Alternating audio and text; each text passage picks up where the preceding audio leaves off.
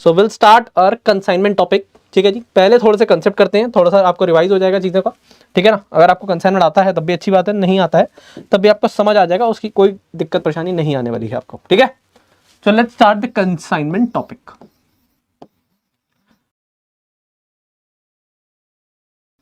Consignment क्या होता है, क्यों होता है, क्या इसकी चीजें हैं। अब देखिए कंसाइनमेंट, सबसे पहले अगर मैं बात करूं कंसाइनमेंट होता क्या है, तो देखिए कंसाइनमेंट बेसिकली क्या है कि फॉर एग्जांपल के लिए मैं दिल्ली में बिजनेस कर रहा हूं। अब दिल्ली में बिजनेस मेरा अच्छा खासा चल रहा है, बट मैं अपने बिजनेस को ना एक्सपेंड करना चाहता हूं। ठीक है जी, मैं चाहता हूं मेरा बिजनेस, जो मैं सपोज क्लोथ मैन्युफैक्चरर हूं, तो मैं चाहता हूं मेरे जो क्लोथ्स हैं वो मुंबई में भी बिके। अब दूसरा तरीका तो ये है कि मैं मुंबई के अंदर भी एक आउटलेट खोल दूं, वहां पर एक सेल्स मैनेजर रख लूं, वहां पर अपने एक छोटा सा ऑफिस खोल लूं और वहां पर उसके थ्रू मैं सेल कर पाऊं। दूसरा ऑप्शन आता है मेरे पास कंसाइनमेंट का। कैसे, देखो जैसे कि लेट्स सपोज मिस्टर ए हैं यहाँ पर, कहाँ के, दिल्ली के। ये दिल्ली में बिजनेस कर रहे हैं भाई साहब अपना। ठीक है जी, अब he wants to expand his business, he wants to expand, देखो थोड़ा सा बेसिक से जाएंगे ताकि कोई दिक्कत ना आए। He wants to expand his business, ये अपने बिजनेस को एक्सपेंड करना चाहते हैं। ठीक है जी, अब इन्हें याद आया कि यार देख, अगर मैं अपना कैपिटल लगाऊं और जाके मुंबई के अंदर बिजनेस खोलूं, उससे अच्छा क्या है, मेरा ना एक भाई साहब है, एक दोस्त है मेरे, जो कहां पर है, जो मिस्टर बी भाई साहब हैं, जो मुंबई के अंदर है। ठीक है, इनके पास अभी ज्यादा काम भी नहीं है, थोड़ा खाली से है। ठीक है जी, हाँ जी, तो क्यों ना मैं अपने गुड्स इनको भेज देता हूं। ठीक है, और उन्हें बोलता हूं कि यार मेरे बिहाफ पे गुड्स मैं दूंगा, खर्चा मैं करूंगा, मेरे बिहाफ पे ना आप सोल्ड कर दो मेरे सारे के सारे गुड्स। ठीक है जी, तो मिस्टर ए क्या कर रहे हैं यहाँ पर, he send the goods, mister A send the goods कर लो, mister A send the goods to mister B, mister A ने सेंड करे goods, send the goods to mister B. ठीक है जी, मिस्टर ए ने कहा यार मैं ना आपको ना गुड्स भेज रहा हूँ, ठीक है, और उसके अंदर सारे के सारे खर्चा मैं करूंगा, आपको सिर्फ मेरे बिहाफ पे सोल्ड करना है, और सोल्ड करने पे अब मिस्टर बी ने कहा यार चलो ठीक है, मैं आपके बिहाफ पे सब कुछ करने को तैयार हूँ, मेरा क्या फायदा, मेरे को क्या मिलेगा। तो मिस्टर ए ने कहा यार मैं आपको कमीशन दूंगा ना, टेंशन क्यों ले रहे हो। हाँ जी, तो मिस्टर ए ने सेंड कर दिया गुड्स मिस्टर बी को। ठीक है जी, अब क्या करेंगे mister B will sell the goods, mister B will sold the goods, sold the goods and receive commission in return। कुछ कमीशन हम आपस में म्यूचुअली डिस्कस कर लेंगे और उनको कमीशन मिल जाएगी।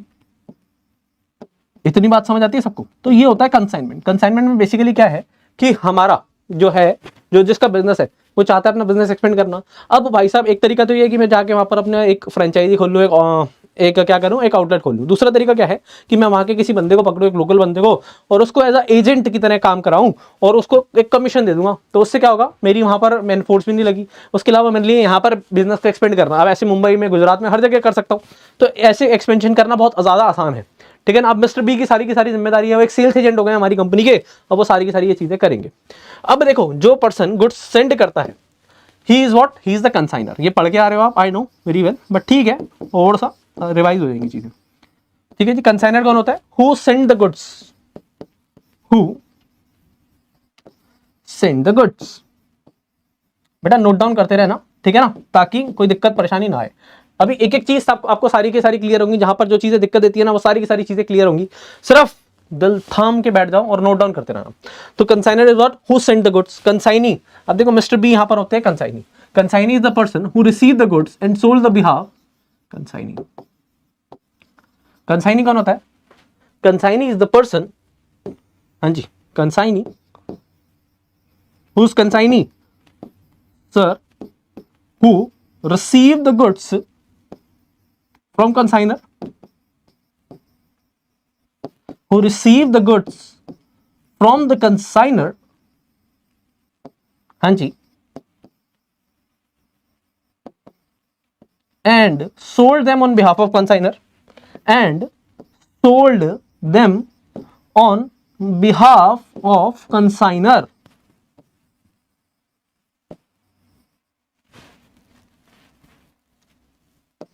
behalf of consignor and will receive commission in return, and will receive commission in return। और उस भाई साहब को कमीशन मिलती है रिटर्न में। तो ये होते हैं कौन? कंसाइनी भाई साहब। बताओ हाँ कि ना? तो कंसाइनर कंसाइनी समझ आया। उसके बाद अगर मैं पूछूं कंसाइनर और कंसाइनी में रिलेशनशिप क्या है, तो there is a principal agent relationship between consignor and consignee. कौन सा रिलेशनशिप पूछा जाता है बेटा कई बार आपसे ट्रू फॉल्स के अंदर, थ्योरी के अंदर, what is the relationship between consignor and consignee? तो principal and agent relationship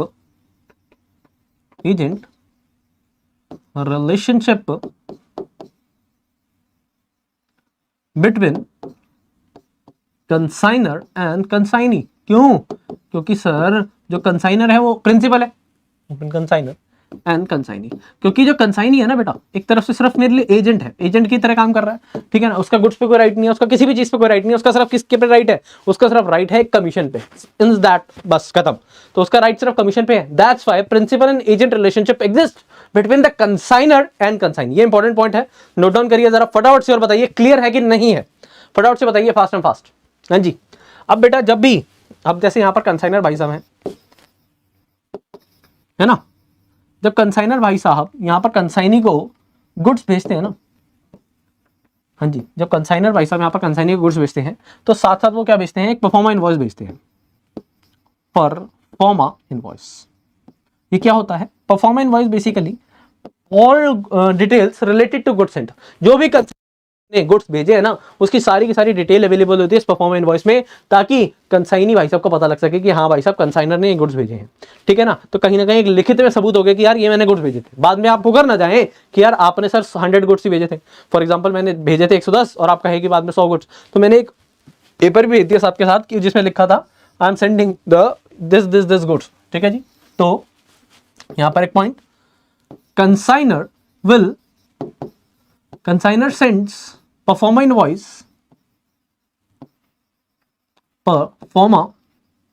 invoice to consignee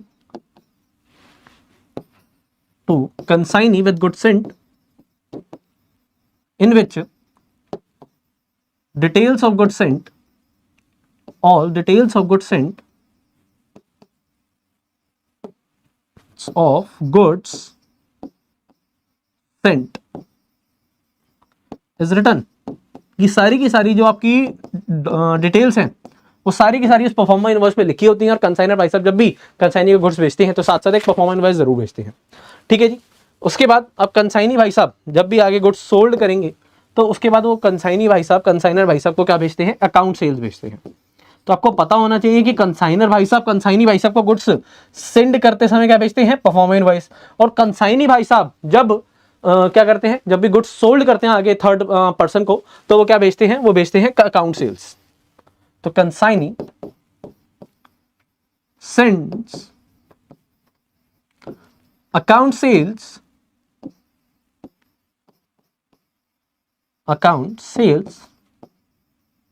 to consignor,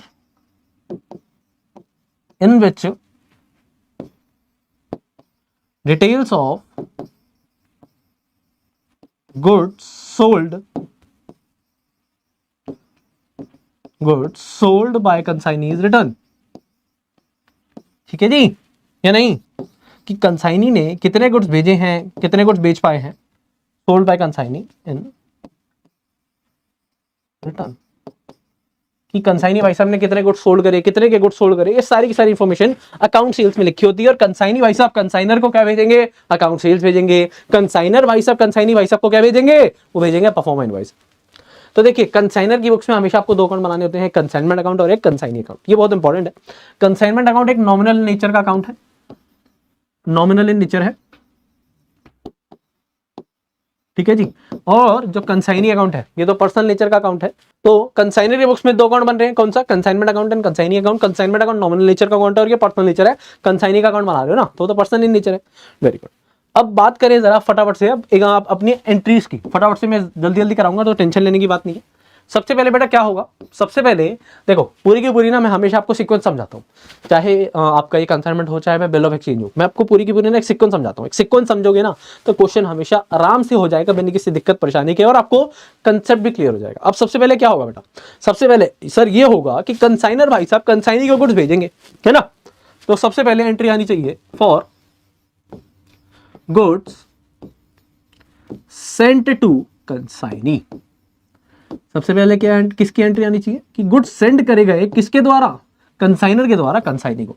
अब बुक्स किसकी बन रही हैं सर, बुक्स बन रही हैं कंसाइनर की, तो कंसाइनर भाई साहब को अपनी बुक्स में क्या एंट्री डालनी चाहिए सर। अभी आपने बताया कंसाइनमेंट अकाउंट है, कंसाइनमेंट अकाउंट नॉमिनल अकाउंट है, और आप ऐसे समझ लो कि आपके फाइनल अकाउंट में जिस तरीके से परचेजेस, डायरेक्ट एक्सपेंसेस सब कुछ ट्रेडिंग अकाउंट में जाता था ना, कंसाइनमेंट अकाउंट में सारे के सारे एक्सपेंसेस, सारी परचेजेस, सेल्स सब कंसाइनमेंट अकाउंट में जाएगी। तो यानी कि सर एंट्री क्या बनेगी गुड्स सेंड करने की, तो बेटा गुड्स सेंड करने की एंट्री बनेगी कंसाइनमेंट अकाउंट डेबिट।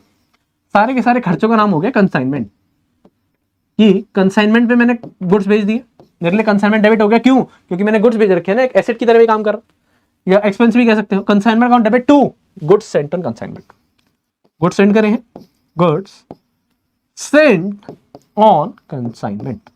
जब भी आप गुड्स भेजोगे, हाँ जी, तो ये एंट्री करोगे आप, सिंपल सीधी बात है, goods sent on consignment account. Am I right or not? बताइए बच्चा party, am I right or not? Yes sir. अब देखो, अब सर आपको एक दिमाग में क्वेश्चन आना चाहिए सर, हम ना बचपन से एक चीज सुन रहे थे क्या, कि जब भी गुड्स का इस्तेमाल सेल्स के अलावा कुछ भी होगा ना, तो परचेज क्रेडिट होनी चाहिए थी। तो सर यहां क्यों नहीं हुई? तो बेटा देखो, ये वाली एंट्री आपको कंसाइनमेंट में यूज करनी है, बाकी इसके अलावा ना एक एंट्री और होती है। क्या होती है वो? जब आप गुड्स सेंड करते हैं तो goods sent on consignment account debit, consignment account debit to what, to purchases account. अब इसका इस्तेमाल हमें कंसाइनमेंट में या कंसाइनी अकाउंट में नहीं होता, इसलिए अब बच्चों को लगता है कि यार ये वाली एंट्री हुई नहीं। बाकी बेटा आपके बेसिक्स अगर क्लियर है ना, तो हर एक चीज का कोई ना कोई लॉजिक है। अब देखो ना, अगर मैं नेट एंट्री देखूंगा, हाँ जी, मैं नेट एंट्री देखूंगा तो गुड्स सेंट ऑन कंसाइनमेंट में वहां डेबिट हो रहा है, यहाँ क्रेडिट हो रहा है, ये खत्म हो जाएगा। तो consignment account debit to purchase account, net entry तो यही बन रही है। बट हमें कंसाइनमेंट चैप्टर के अंदर यही वाली एंट्री हमारे लिए यूजफुल है, तो इसलिए आपको यही बताई जाती है। होती वो भी है, बट हमें बताई सिर्फ यही वाली जाती है। Is it clear to you और नॉट? जब भी गुड्स सेंड करे जाएंगे कंसाइनर के द्वारा कंसाइनी को, क्या एंट्री करी जाएगी? Consignment account debit to goods sent on consignment. जी हाँ, इतनी बात क्लियर। साथ साथ ना इसका एक अकाउंट और बना लेते हैं, ठीक है, थोड़ी और आसानी रह जाएगी। मेरे को पता है मैं बिल्कुल बेसिक करा रहा हूँ, क्वेश्चन कराऊंगा, बट अगर डायरेक्ट क्वेश्चन कराऊंगा ना तो तुम्हें दिक्कत होगी। मेरा क्या जाएगा? मेरा कुछ भी नहीं जाएगा, है इसमें तेरा घाटा, मेरा कुछ नहीं जाता, है ना। चलो, कंसाइनमेंट अकाउंट,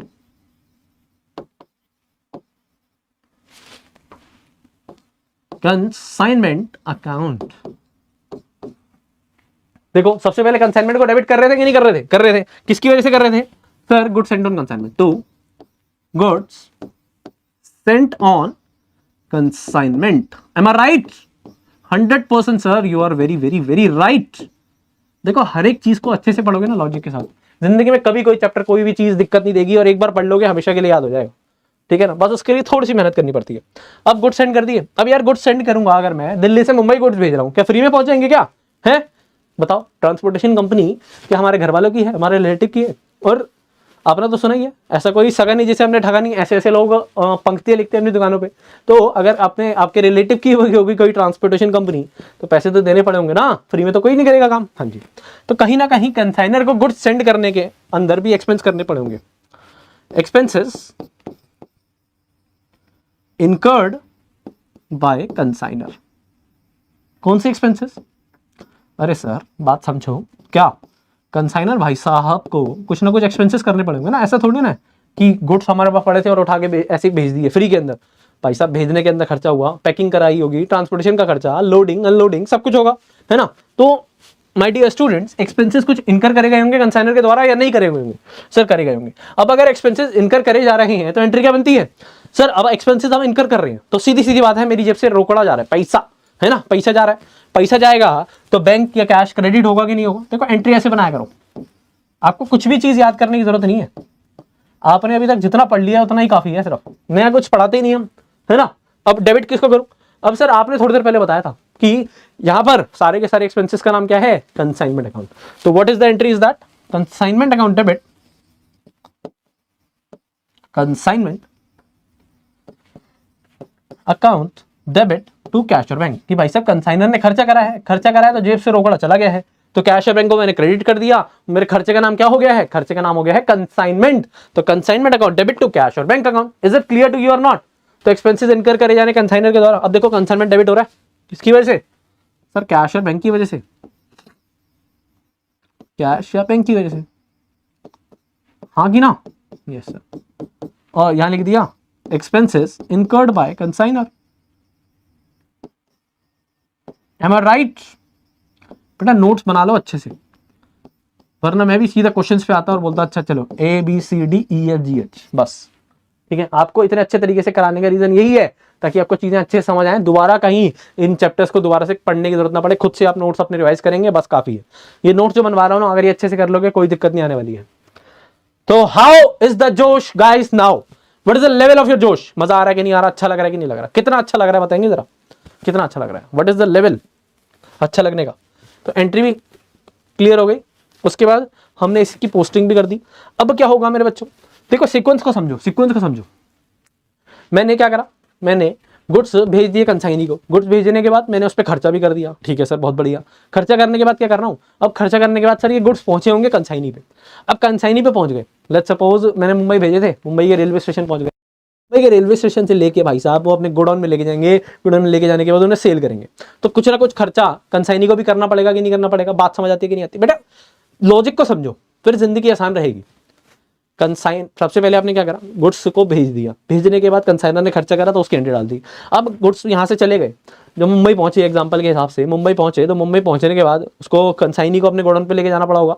वहां के बाद उसको सेलिंग एक्सपेंसेस करने पड़ेंगे, एडवर्टाइजमेंट करनी पड़ेगी ताकि वो गुड्स बेच पाए, तभी तो उसे कमीशन मिलेगी ना। गुड्स बेचेगा नहीं तो क्या मिलेगा, पापा जी का ठुल्लू, कुछ भी नहीं मिलेगा। तो इसलिए अब क्या करेगा सर, एक्सपेंसेस इनकर करे जाएंगे कंसाइनी के द्वारा, है ना। एक्सपेंसेस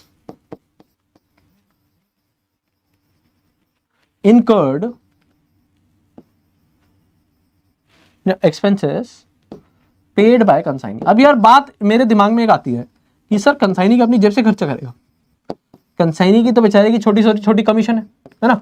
और कमीशन जो है बेटा कंसाइनी की ना वो सुपर सॉलिड होती है, उसको ये नहीं है कि उससे कोई भी खर्चा करेगा, उससे खर्चा करेगा तो फिर उसका फायदा क्या है।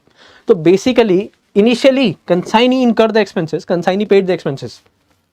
लिख लो, initially consignee paid the expenses, paid the expenses, but it is recoverable from, हाँ जी, रिकवरेबल फ्रॉम कंसाइनर। की जो ये पे करे है ना, ये अभी तो पे कर दी है कंसाइनी भाई साहब ने, बट ये कंसाइनर से वसूल लेंगे कि भाई साहब मैंने आपके भी हाथ पे खर्चा करा है, मेरे को सिर्फ कमीशन मिल रही है और कमीशन में से मैं किसी को कुछ भी नहीं देने वाला। सिंपल सीधी बात है।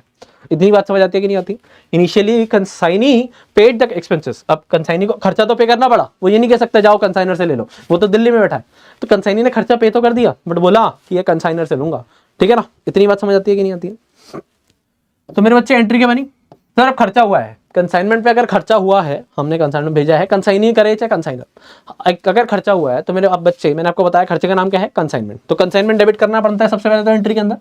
तो एंट्री क्या बनी सर, कंसाइनमेंट अकाउंट डेबिट, की खर्चा हो गया सर, डेबिट कर दिया एक्सपेंसेस को। उसके अलावा मेरे बच्चे क्या, उसके अलावा मेरे बच्चे ये कि अब ये खर्चा किसने करा है, कंसाइनी ने करा है, बाद में कंसाइनर को पे करना पड़ेगा। तो कंसाइनर की कहीं ना कहीं लायबिलिटी बढ़ गई है। बुक्स किसकी बन रही है सर, बुक्स बन रही है कंसाइनर की। तो कहीं ना कहीं कंसाइनर बोलेगा कि यार मेरी लायबिलिटी बढ़ गई है कंसाइनी नाम की, आज नहीं तो कल इन कंसाइनी भाई साहब को पैसे देने पड़ेंगे। यार दिक्कत हो गई है भाई साहब जिंदगी में, हाँ रोकड़ा देना पड़ेगा इन्हें। तो टू कंसाइनी अकाउंट, देखो अगर एंट्रीज को अच्छे से समझ लोगे ना कभी दिक्कत नहीं आएगी। क्यों, ये क्यों करी है, क्योंकि सर लायबिलिटी बढ़ गई है, किसकी, कंसाइनर की ना सर, और किसकी, सिंपल सीधी बात। बताओ क्लियर और नॉट? यहां तक कोई दिक्कत, कोई परेशानी किसी भी प्रकार की, किसी बच्चे को फटाफट से बताते जाओ, आगे बढ़ते जाओ जिंदगी के अंदर, कोई दिक्कत नहीं आने वाली। हाँ जी, अब देखो कंसाइनमेंट डेबिट हो रहा है, कंसाइनमेंट डेबिट हो रहा है किसकी वजह से, कंसाइनी की वजह से। तो टू कंसाइनी, हाँ कि ना, expenses paid by consignee, expenses paid by consignee.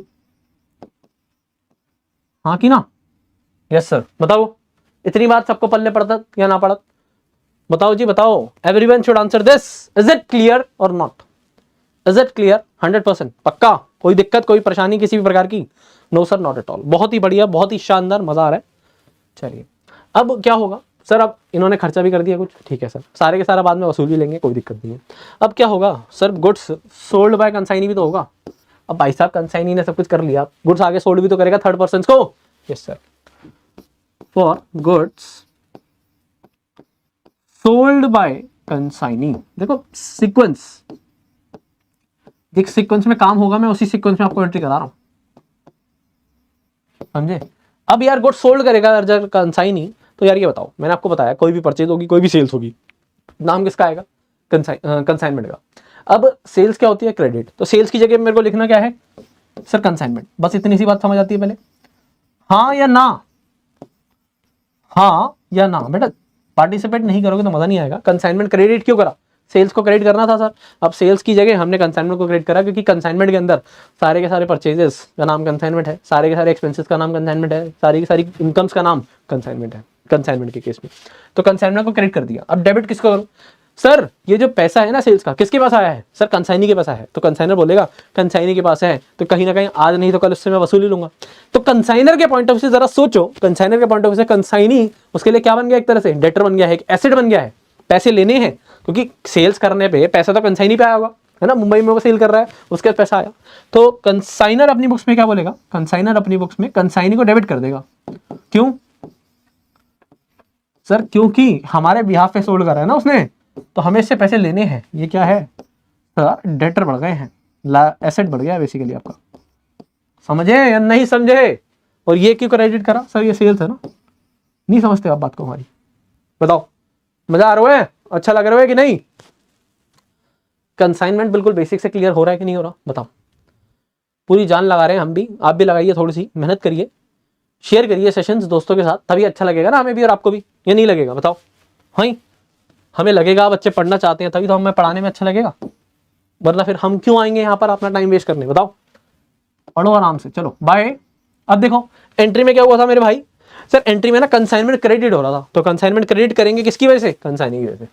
तो बाय कंसाइनी अकाउंट, हाँ जी, सेल्स डन है? डन है कि नहीं है? फटाफट से बताइए, फास्ट। Yes sir, amazing. चलिए, थैंक यू सो मच जी। चलिए अब यार मेरे को जरा ये बताओ, कंसाइनी भाई साहब ने सेल्स कर दी, अब वो क्या कहेंगे? कहेंगे सर पैसा पैसा पैसा किस चीज का भाई? कंसाइनर बोलेगा अरे सर आपके बिहाफ पे मैं सोल्ड कर रहा हूँ, आपने बोला था कमीशन दोगे, कमीशन कौन देगा? मैंने कहा अच्छा यार, बात तो ठीक कर रहा है तू। चलो अब क्या होगा फिर? चलो क्या होगा? फॉर कमीशन प्रोवाइडेड टू, किसको प्रोवाइड करनी है भाई? Provided to consignee. अब यार अभी दे दी क्या कंसाइनर ने? सर दी तो नहीं है भाई साहब। कंसाइनर के पॉइंट ऑफ से जरा सोचो, कंसाइनर के पॉइंट ऑफ व्यू से वो कमीशन क्या है सर? एक खर्चा है, एक एक्सपेंस है। अच्छा, तो यानी कि आप कह रहे हो एक्सपेंस है, एक्सपेंस को क्या करते हैं? डेबिट करते हैं। और एक्सपेंस का नाम क्या है कंसाइनमेंट के केस में? Sir consignment account. तो यानी कि आप कह रहे हो सर कंसाइनमेंट को डेबिट करना है, करना है कि नहीं करना है? करना तो पड़ेगा सर। तो कंसाइनमेंट अकाउंट डेबिट। क्यों sir? It is a expense ना, इसलिए एक्सपेंस है, कमीशन है। मैं कमीशन किसी को भी दूं, खर्चा है ना कंसाइनर के लिए, तो हाँ जी। तो कंसाइनमेंट अकाउंट डेबिट कर दिया जी सर। किसको पे करनी है सर? कंसाइनी को। दे दी क्या सर? अभी तो दी नहीं है। दी नहीं है तो कंसाइनर भाई साहब बोलेंगे यार आज नहीं तो कल मांगेगा मेरे से, मांगेगा तो मेरी लायबिलिटी खड़ी हो जाएगी, और खड़ी हो गई है ना, जैसे उसने सोल्ड कर दी। तो टू कंसाइनी। तो सर ये वाली एंट्री तो सेम सेम वैसी बन गई ना? कैसी sir? Expenses paid by consignee जैसी। बिल्कुल सही कह रहे हो, क्योंकि यार ये भी तो है, कमीशन है, उसकी डी हो गई है, कंसाइनर भाई साहब के लिए एक लायबिलिटी खड़ी हो गई है, तो ये लायबिलिटी की तरह दिख रहा है और ये एक्सपेंस है उसके लिए। तो कंसाइनमेंट डेबिट हो रहा है, कंसाइनी क्रेडिट हो रहा है। कंसाइनमेंट डेबिट हो रहा है, देखो यहाँ पर, तो देखो एक्सपेंसेस पेड बाय कंसाइनी की भी एंट्री थी, अब इसके अंदर लिख सकते हो, कमीशन भी आप इसके अंदर ऐड कर सकते हो। ठीक है, चाहो तो अलग अलग करके कर दो, चाहे इसी के अंदर मर्ज कर दो। Yes sir. अब देखो सर सेल्स भी कर दी, सब कुछ हो गया, अब तो बहुत बढ़िया हो गया, बहुत बढ़िया। चलो आगे क्या होगा सर? अब देखो कमीशन भी हो गई, अब हो सकता है बेटा कुछ एबनॉर्मल लॉस हो जाए, एबनॉर्मल लॉस, है ना। हाँ जी, अगर एबनॉर्मल लॉस हो जाएगा तो क्या होगा सर, एबनॉर्मल लॉस एक खर्चा है, खर्चे को डेबिट करना है। आप कहेंगे सर यहाँ पर कंसाइनमेंट क्यों नहीं लिखा? बेटा क्योंकि जो एबनॉर्मल लॉस है ना, उसको आप अपना प्रॉफिट एंड लॉस में डालते तो हो, बट आप उससे नेट प्रॉफिट पे इफेक्ट नहीं आता, ठीक है ना, जेन्युइन नेट प्रॉफिट्स पे, इसलिए। तो abnormal loss account debit to consignment account. और इसका रीजन क्या है? इसका रीजन बताऊं क्या? Matching concept, matching concept. जो रीजन जिसकी वजह से हम अपना स्टॉक विद कंसाइनी भी क्रेडिट करते थे, मैचिंग कंसेप्ट की वजह से हम क्या करते हैं, मैचिंग कंसेप्ट की वजह से हम अपने गुड्स को क्रेडिट करते हैं कि सर ये वाले गुड्स मेरे पास नहीं है। हाँ कि ना, बोलो जी। तो देखो, by abnormal loss, abnormal loss की वैल्यूएशन कैसे होगी ये मैं आपको कराऊंगा, आपको उसकी चिंता करने की जरूरत नहीं है, ठीक है ना। वैल्यूएशन अभी नहीं, अभी हमें समझना है कि कैसे करना है। उसके अलावा क्या हो सकता है सर? उसके अलावा फॉर क्लोजिंग स्टॉक। अब भाई साहब क्लोजिंग स्टॉक, अब आपको मैं बता दूं भाई साहब, आपको पता है कि प्रिंसिपल एंड एजेंट रिलेशनशिप है बिटवीन कंसाइनर एंड कंसाइनी, यानी कि जो भी गुड्स एंड में कंसाइनी के गोडाउन में पड़े हैं ना, वो कंसाइनी का राइट नहीं है, उस पर राइट किसका है? उस पर राइट है सर हमारे कंसाइनर भाई साहब का। तो यानी कि कंसाइनर भाई साहब क्या एंट्री डालेंगे क्लोजिंग स्टॉक की? वो बोलेंगे सर मेरा ना एसेट पड़ा है, हाँ जी मेरा एसेट पड़ा है। अच्छा, तो एंट्री क्या बनेगी सर? वो बोलेंगे कि एसेट मेरा है बट मेरे गोडाउन में नहीं है, तो goods with consignee account debit या stock with consignee account debit, goods with consignee account debit to what? To consignee account, consignment account, sorry sir एक बार बताना जरा। देखो बेटा मैचिंग कंसेप्ट की वजह से अभी अब मैं आपको करके दिखाऊंगा। पहले आपने गुड्स विद कंसाइनी क्या दिखा रहा है? गुड्स विद कंसाइनी दिखा रहा है कि गुड्स हैं तो मेरे, बट मेरे कंसाइनी के पास है ना। अब याद करो जरा, sales of goods and approval basis आप करते थे जब, तो क्या करते थे हम? स्टॉक विद कस्टमर या फिर goods with customer account debit to trading करते थे ना। तो यहाँ पर भी तो वही है, goods with consignee to trading की जगह कंसाइनमेंट आ गया। बताओ, sales of goods and approval वाला कंसेप्ट भी रिवाइज हो गया आपका कि क्या है, एक एसेट है।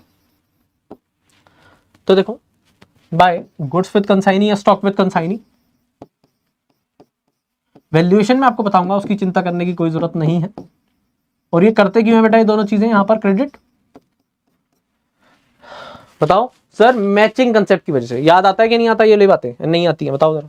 उसके बाद देखो, उसके बाद सर इधर से क्लोजिंग करेंगे, इधर का बैलेंस आ गया तो इधर हमारा to profit and loss account, ठीक है जी। तो जनरल P&L जो बेसिकली जो प्रॉफिट एंड लॉस हुआ कंसाइनमेंट पे, वो ट्रांसफर कर देंगे अपने normal profit and loss account.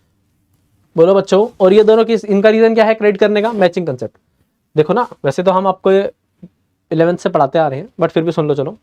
For example के लिए हमने यहाँ पर 100 गुड्स भेजे, ठीक है जी, 100 गुड्स भेजे, जिसके अंदर से आपने सोल्ड कर दिए 70 यूनिट्स। हाँ जी, अब बेटा क्या हुआ अगर मैं ये दोनों चीजें ना दिखाऊं? मेरी एबनॉर्मल लॉस हुई है 10 यूनिट्स की और ये हुई है 20 यूनिट्स। अब जरा बात को समझना जरा मेरी ध्यान से।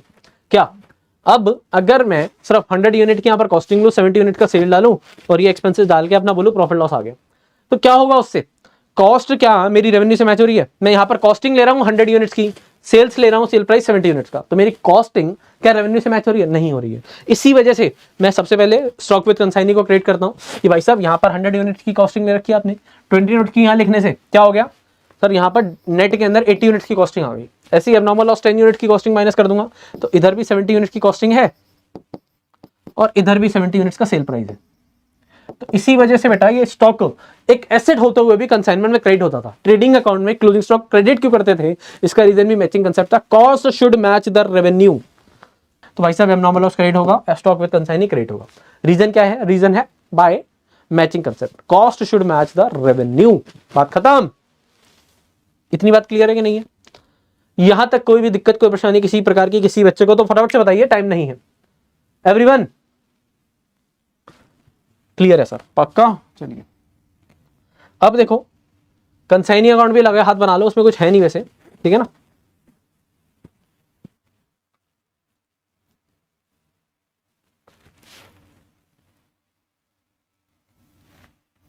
चलो कंसाइनी अकाउंट भी हाथ के हाथ बना लो। कंसाइनी अकाउंट में वैसे है नहीं कुछ ज्यादा कुछ, तो देखो कंसाइनी अकाउंट, बेटा देखो आप अपनी एंट्री देखो सिर्फ, और कुछ मत करो, सिर्फ एंट्री देखो, आपको सारी चीजें याद आ जाएंगी। कंसाइनी को कहां डेबिट और कहां क्रेडिट हो रहे थे, यहाँ या बस ये चीज देखनी है आपको, और कुछ नहीं करना। देखो फर्स्ट और सेकंड एंट्री में तो आपने कंसाइनी को कहीं डेबिट क्रेडिट करा नहीं। जब एक्सपेंसेस पे कर रहा था कंसाइनी, तो आप उसे क्या कर रहे थे, तो सर हम कंसाइनी को क्रेडिट कर रहे थे, ठीक है जी, किस कंसाइनमेंट की वजह से, तो बाय कंसाइनमेंट, किसकी वजह से ये है, सिर्फ एक्सपेंसेस हो सकते हैं उसके, जो एक्सपेंसेस कंसाइनी पे करता है उसकी वजह से, उसके अलावा उसकी जो कमीशन बनती है उसकी वजह से हम कंसाइनी को क्रेडिट कर रहे थे और कंसाइनमेंट को डेबिट कर रहे थे। बताओ हाँ कि ना। यस, कंसाइनी को डेबिट क्या कर रहे थे सर, कंसाइनी को डेबिट उस जगह पे कर रहे थे जब वो सेल कर रहा था। एंट्री क्या डाल रहे थे सर, एंट्री डाल रहे थे क्या, consignee account debit to consignment account, तो कंसाइनी डेबिट हो रहा था कंसाइनमेंट की वजह से टू कंसाइनमेंट अकाउंट, हाँ कि ना, सेल्स की वजह से।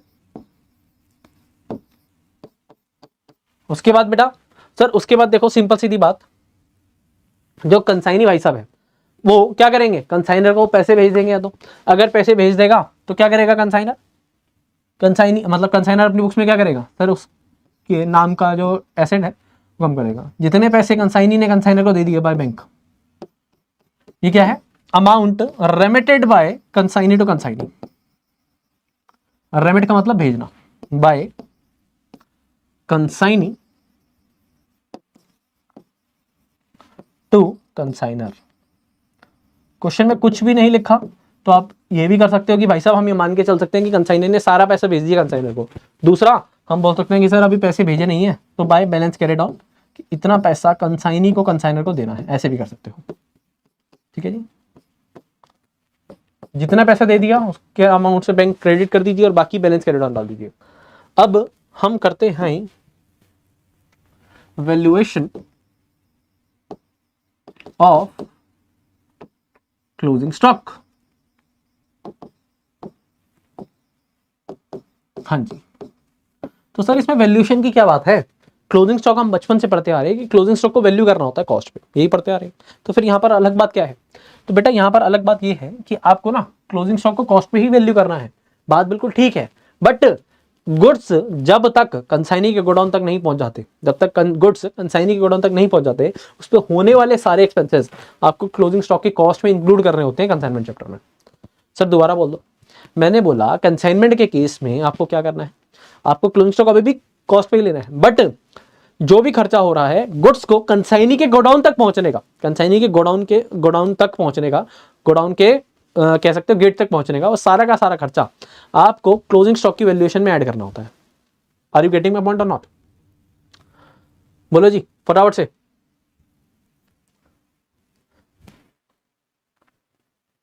हाँ बेटा वो आ जाएगी दिक्कत, समझ खत्म हो जाएगी। चलो वैल्यूएशन ऑफ क्लोजिंग स्टॉक, तो बेटा फॉर्मूले की अगर मैं बात करूं तो परचेज प्राइस, या फिर आप कह सकते हो कॉस्ट ऑफ अनसोल्ड गुड्स,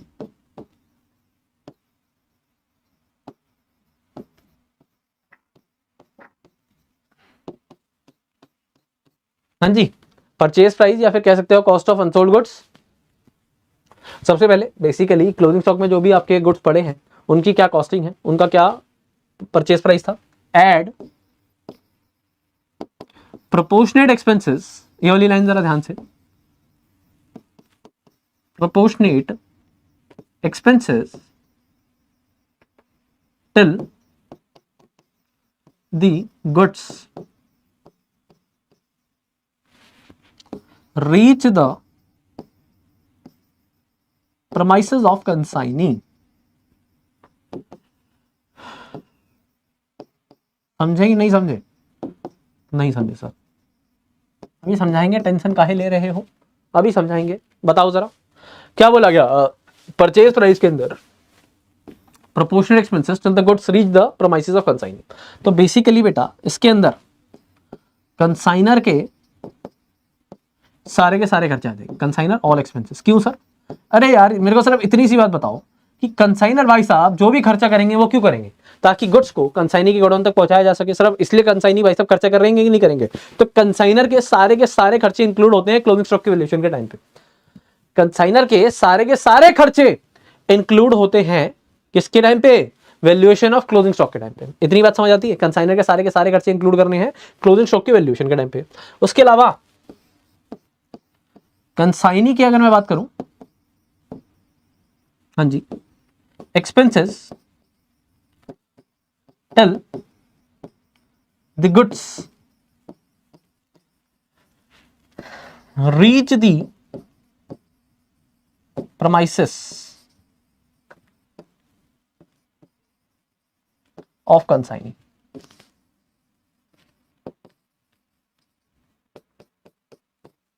हाँ की ना? देखो कुछ नहीं कहा गया, हमारे द्वारा कहा गया कंसाइनी के जो खर्चे हैं ना वो कौन से लेने हैं आपको? कंसाइनी के खर्चे लेने हैं जो वाला खर्चा कर रहा है कहां तक जाने का? जो उसके गोडाउन तक पहुंचने तक के टाइम पे जो खर्चे करे हैं। और आप कह सकते हैं कंसाइनी के आपको सिर्फ और सिर्फ नॉन रिकरिंग खर्चे लेने होते हैं। ये नॉन रिकरिंग क्या होते हैं सर? नॉन रिकरिंग जो रेगुलर इन नेचर नहीं है, ठीक है। बेसिकली जैसे अगर मैं एग्जांपल दूं इन खर्चों का नॉन रिकरिंग का, तो अनलोडिंग चार्जेस। अब बेटा कंसाइनी ने क्या करा, कंसाइनी मुंबई में जैसे मैं कंसाइनी था हमारा, तो रेलवे स्टेशन पे गुड्स आ गए। अब वहां से क्या करेगा वो अपनी जो रेल है उससे उतरेंगे गुड्स, तो अनलोडिंग। उसके बाद लोड करे जाएंगे किसी ट्रैक्टर में, किसी टेम्पो में, तो लोडिंग चार्जेस दिए। उसके बाद उन गुड्स को अपने गोडाउन तक पहुंचाया। गोडाउन तक पहुंचाने का वो ट्रांसपोर्टेशन चार्जेस लगा। अब उस टेम्पू से, उस ट्रैक्टर से, उस ट्रक से वो गुड्स को उतारा जाएगा, तो दोबारा से अनलोडिंग होगी, अनलोडिंग चार्जेस, और गोडाउन में वो गुड्स को लगाया जाएगा। तो ये वाले जो सारे खर्चे हो रहे हैं ना, जो प्रीमाइसेस के गोडाउन तक पहुंचने तक के खर्चे हैं कंसाइनी के द्वारा करे गए, वो सारे के सारे क्लोजिंग स्टॉक की वैल्यूएशन के टाइम पे ऐड होने हैं। सिर्फ और सिर्फ आपको इतना याद होना चाहिए कि जो भी खर्चा गोडाउन तक पहुंचने तक हुआ है ना कंसाइनी के, वो सारा का सारा खर्चा वैल्यूएशन ऑफ क्लोजिंग स्टॉक के टाइम पे ऐड होना है। रिकरिंग एक्सपेंसेस क्या होते हैं? रिकरिंग एक्सपेंसेस जो रेगुलर नेचर के हैं, जैसे कि वेयर हाउस चार्जेस तो बेटा हर महीने देने थे, है ना। और वो क्या वाला खर्चा ऐसा है जो कंसाइनी के गोडाउन तक पहुंचने में हुआ है? नहीं सर, कंसाइनी के गोडाउन पहुंचने के बाद वाला खर्चा है warehouse charges. Selling expenses, godown के पहुंचने के बाद क्या सेल के टाइम पे वो एक्सपेंस हुआ है, तो वो भी आपका यहाँ पर इंक्लूड नहीं होगा। तभी मैं कहता हूँ expenses incurred till the goods reach the premises of consignee. बात समझ आती है कि नहीं आती? देखो पूरा जान लगाने की पूरी मेहनत करने की कोशिश करिए हम। सर कंसाइनमेंट अकाउंट मेरा फेवरेट चैप्टर है। अरे वाह, बताओ क्लियर है कि नहीं है? अगर अच्छा लग रहा है तो लाइक कर दो, है दोस्तों के साथ शेयर कर दो अपने, या नहीं? हाँ कि ना? बताओ जरा। अब देखो एग्जाम्पल ही करा देता हूं, चलो तुम भी क्या खुद याद करोगे एग्जाम्पल। हाँ जी, mister A sends goods to mister B is equal to rupees 1 lakh. 1 lakh रुपए के गुड्स भेजे गए, ठीक है जी। हाँ जी, उसके बाद हाँ ए incurred the following expenses,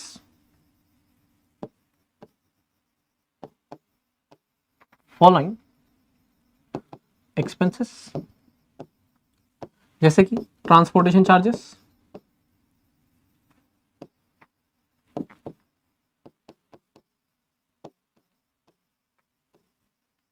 5,000। उसके अलावा loading charges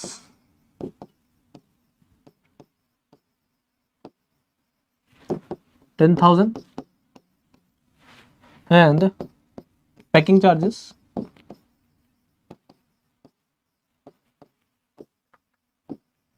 is equal to 2,000। Packing charges 2,000 रुपये खर्च कर दिए, ठीक है जी। ये कंसाइनर ने खर्चा करा। उसके अलावा be incurred the following expenses, incurred the expenses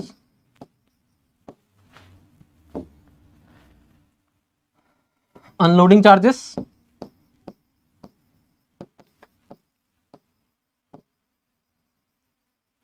3,000, advertisement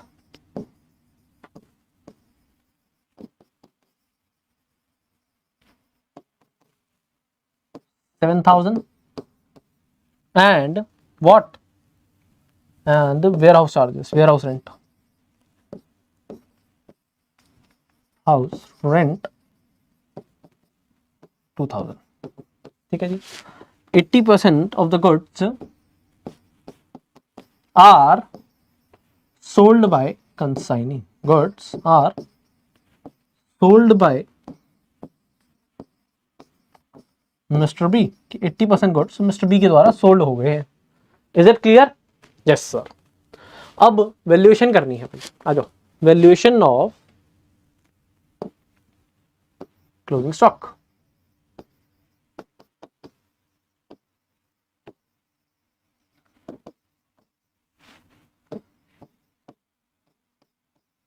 हाँ जी, अब वैल्यूएशन ऑफ क्लोजिंग स्टॉक के हमें क्या करना है sir? Valuation of closing stock है सबसे पहले कॉस्ट ऑफ अनसोल्ड गुड्स,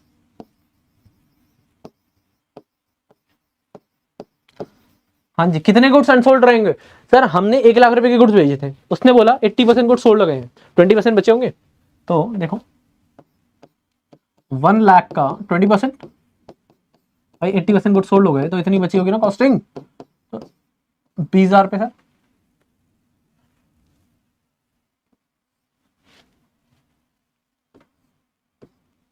हाँ कि ना? यस। उसके बाद सर एक्सपेंसेस बाय कंसाइनर,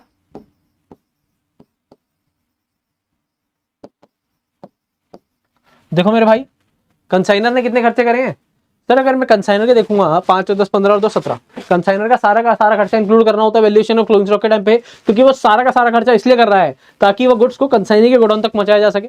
तो 17,000 का टोटल उसने एक्सपेंस करा है।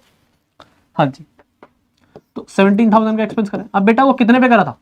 फिर वो करा था 100% गुड्स पे, बट मेरे बच्चे हमारे पास कितने गुड्स बचे हैं सर? 20%। तो 17,000 का 20% ही लेना चाहिए आपको या नहीं लेना चाहिए, बताओ जरा। तो कितना आ जाएगा सर? ये आ जाएगा 3400। हाँ कि ना? Yes sir. उसके बाद expenses bye consignee, expenses bye consignee. अब कंसाइनी का अगर मैं देखूंगा मेरे भाई, तो कंसाइनी के कौन से लेने होते हैं सर? कंसाइनी का सिर्फ वाला खर्चा लेना है जो कंसाइनी के गोडाउन तक पहुंचने में हुआ है। देखो भाई साहब, अनलोडिंग चार्जेस ही मेरे को सिर्फ ऐसे दिख रहे हैं जो गोडाउन तक पहुंचने में हुए हैं। एडवर्टाइजमेंट सेल के टाइम पे एक्सपेंस है, वेयर हाउस रेंट, भाई साहब ये तो रिकरिंग नेचर का खर्चा है, तो ये भी इंक्लूड नहीं होगा। तो सिर्फ और सिर्फ 3,000 वाला खर्चा है जो आपकी वैल्यूएशन ऑफ क्लोजिंग स्टॉक के टाइम पे ऐड होना चाहिए। तो 3,000 ये 100% गुड्स पे करा था, हमारे गुड्स कितने बचे हैं? सिर्फ 20%। तो आपको देखो ये जो कर रहे हो ना, ये है प्रोपोर्शनेट, तो आ गया 600, तो ये आ जाएगा आपका 24,000। ये प्रोपोर्शनेट क्यों कर रहे हो? अरे 3,000 का खर्चा आपने 1 लाख के गुड्स पे करा था, क्लोजिंग स्टॉक में सिर्फ और सिर्फ 20,000 के गुड्स बचे हैं, तो 20,000 रुपए प्रोपोर्शनेट कर दिया, तो ये होता है प्रोपोर्शनेट एक्सपेंसेस। अब आपको वो लाइन समझ आ रही होगी, प्रोपोर्शनेट एक्सपेंसेस। देखो proportionate expenses till the goods reach the premises of consignee. अब बात समझ आई प्रोपोर्शनेट का मतलब क्या था? उसके बाद till the goods reach the premises of consignee का मतलब क्या था? कंसाइनर का सारा खर्चा आपने इंक्लूड करा, क्यों करा? क्योंकि सर कंसाइनर का सारा खर्चा इसलिए करा जाता है ताकि वो गुड्स कंसाइनी के गोडाउन तक पहुंचाए जा सके। कंसाइनर के द्वारा जो कराया गया खर्चा है कंसाइनी के द्वारा, वो 2 टाइप का हो सकता है। एक तो वाला जो उसने गुड्स को गोडाउन तक पहुंचाने में करा, और दूसरा वो वाला जो उसने कब करा? जो उसने सेल के टाइम पे करा, या वेयर हाउस रेंट दिया, गुड्स को स्टोर करने का खर्चा।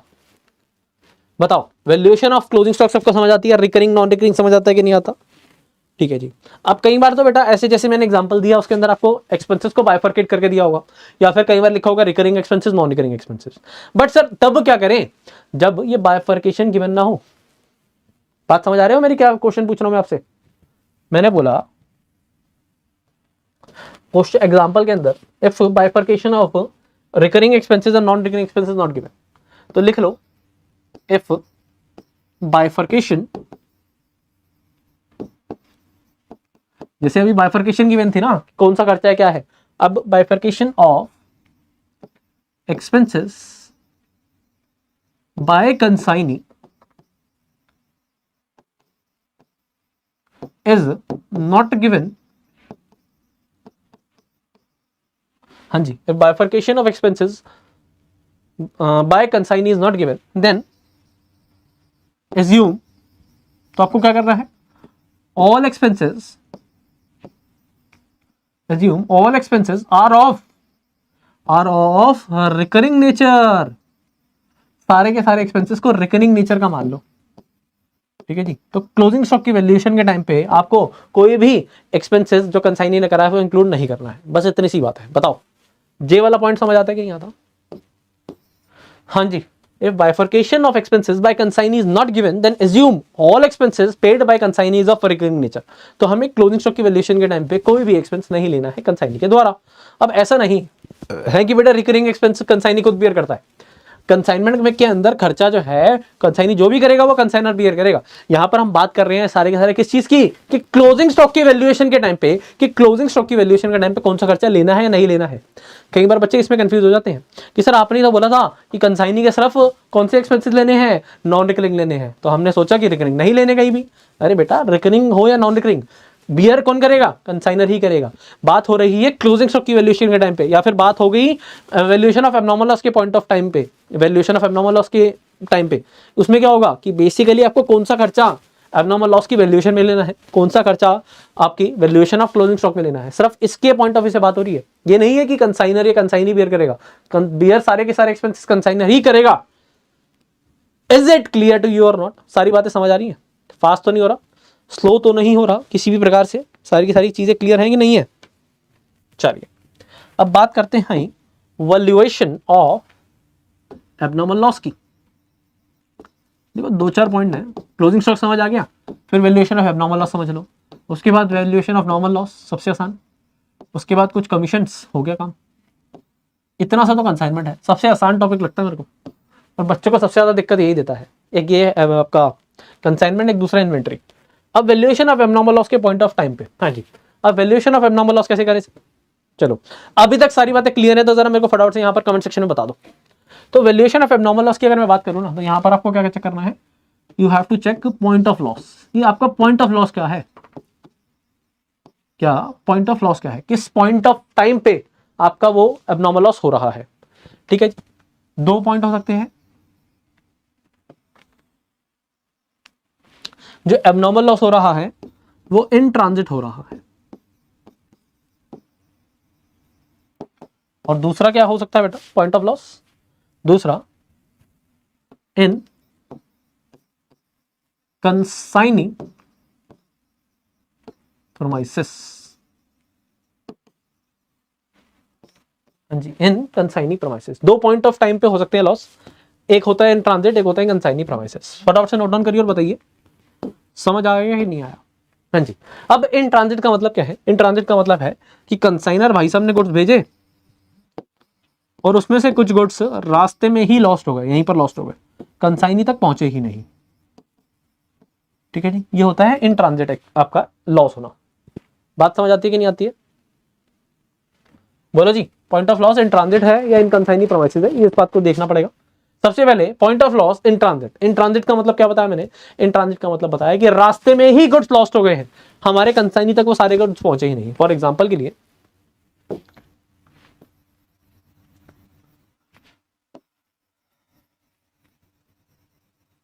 फॉर एग्जांपल के लिए मेरे भाई, हाँ जी, consignor send 100 units to consignee. Consignor भाई साहब ने कंसाइनी भाई साहब को 100 यूनिट भेजे, उसके बाद in transit 10 units lost, 10 units lost in transit, 10 units बेटा रास्ते में लॉस्ट हो गई, और यहां पर 90 यूनिट्स रिसीव हुई। कंसाइनी रिसीव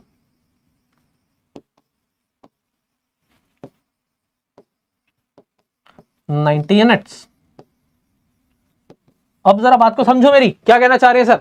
हम चाह रहे हैं मेरे भाई, आपने भेजे कितने थे? 100 यूनिट, रास्ते में यूनिट्स कितने लॉस्ट हो गए? 10 यूनिट्स। कंसाइनी को कितने मिले? 90। अब बात को समझना, valuation of abnormal loss in case of transit, है ना? तो वैल्यूएशन की अगर आप बात करोगे हमसे, तो वैल्यूएशन ऑफ एब्नॉर्मल लॉस क्या होगा sir? Cost of lost goods, cost of lost goods, कि जो गुड्स लॉस्ट हुए हैं उनकी कॉस्ट क्या थी?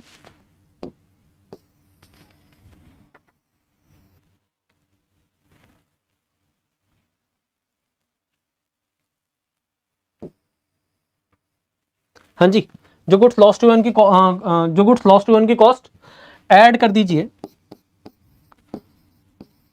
Proportionate expenses of consignor. Consignor के द्वारा उन गुड्स पे खर्चा जितना करा गया वो ऐड हो जाएगा। बस। अब मेरे बच्चे, सर आप कहेंगे कि कंसाइनी का क्यों नहीं लिया? बेटा ये जो 10 यूनिट्स हैं ये तो कंसाइनी पे पहुंचे ही नहीं, तो इन 10 यूनिट्स पे कभी कंसाइनी खर्चा कर पाएगा क्या? जो गुड्स रास्ते में लॉस्ट हो जाएंगे उन पे कभी कंसाइनी खर्चा कर ही नहीं पाएगा। तो इसीलिए वैल्यूएशन ऑफ एब्नॉर्मल लॉस के टाइम पे पहले आपको चेक करना है कि पॉइंट ऑफ लॉस क्या है। अगर इन ट्रांजिट है तो आपको उनकी वैल्यूएशन निकालते समय कॉस्ट लेनी है उन गुड्स की जो गुड्स लॉस्ट हो गए हैं एब्नॉर्मल लॉस के अंदर, और एक्सपेंसेस जो इनकर करे हैं कंसाइनर ने, क्योंकि कंसाइनर ने तो एक्सपेंसेस कर ही दिया है, वो गुड्स रास्ते में लॉस्ट हुए हैं।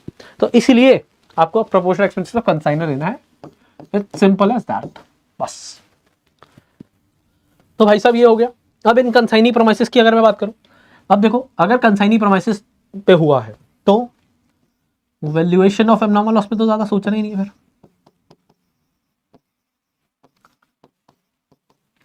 Cost of lost goods,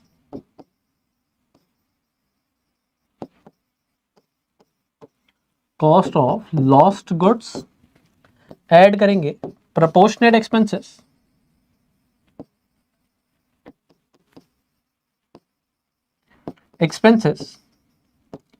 of consignor. Consignor के द्वारा तो करेगा एक्सपेंसेस, वहां ऐड हुए तो यहां भी होंगे, ऑब्वियसली बात है ना? हाँ जी।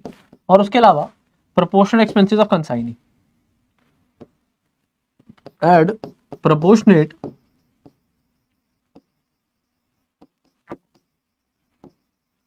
expenses of consignee।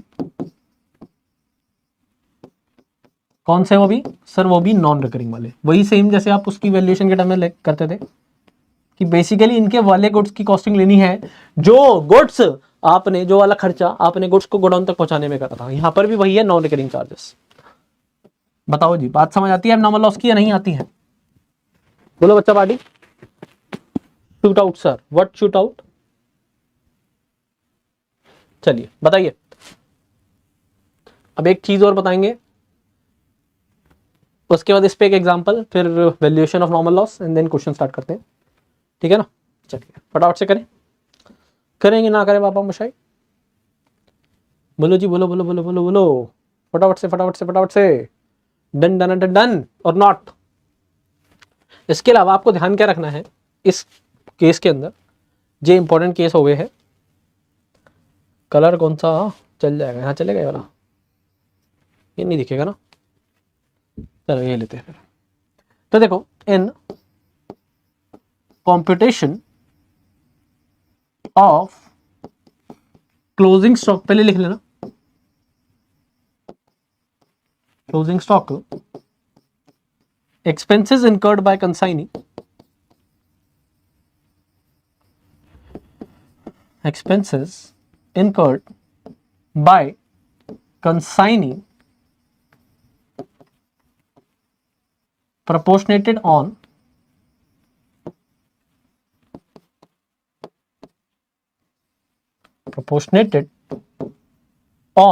goods received। क्या लिखा सर? क्यों लिखा समझ नहीं आया हमारे।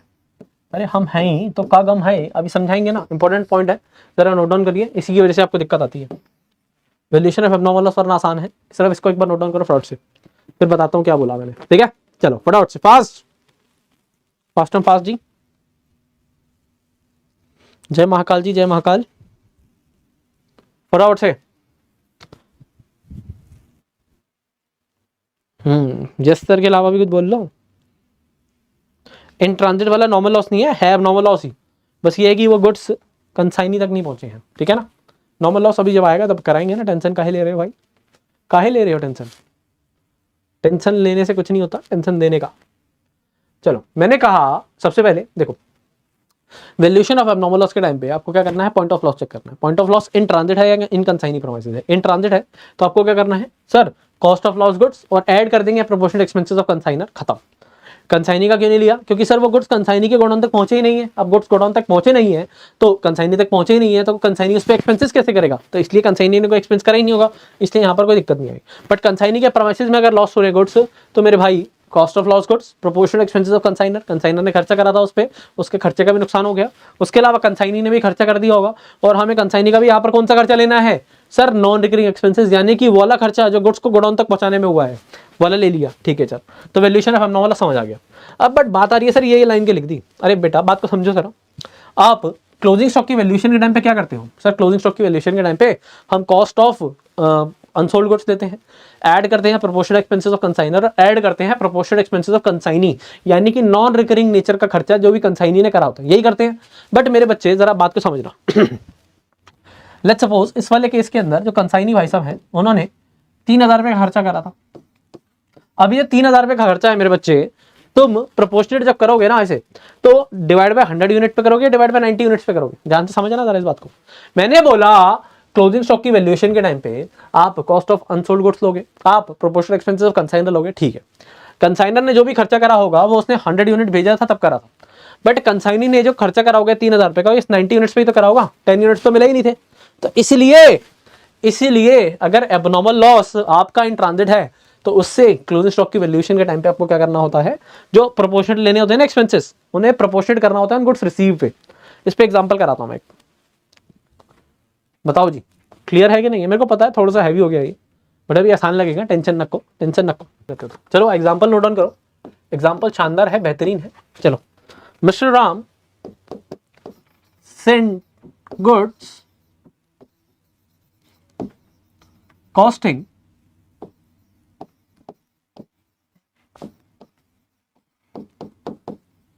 हाँ जी ₹1,00,000 to Shyam,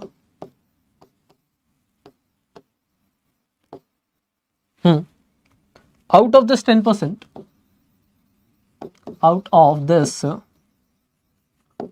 10% goods, 10% goods lost by theft,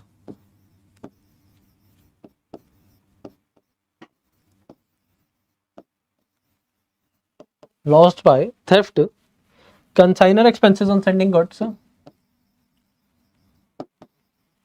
consignor expenses on sending goods,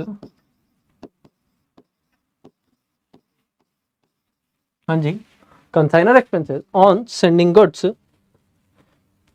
₹10,000,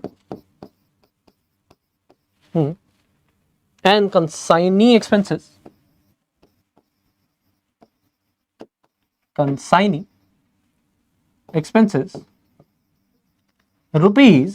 ₹5,000 and 3,000 respectively, 5,000 and 3,000 of non-recurring and recurring nature, of non-recurring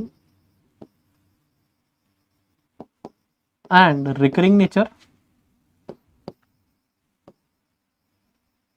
respectively,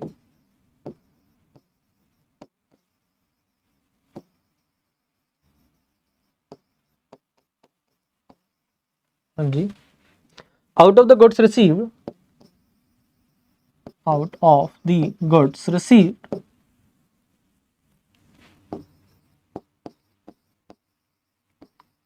received 80%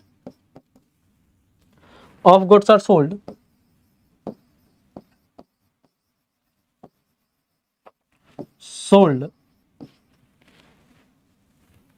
by consigning,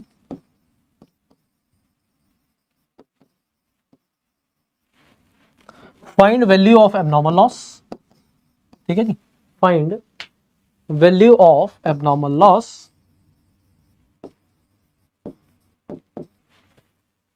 and the closing stock,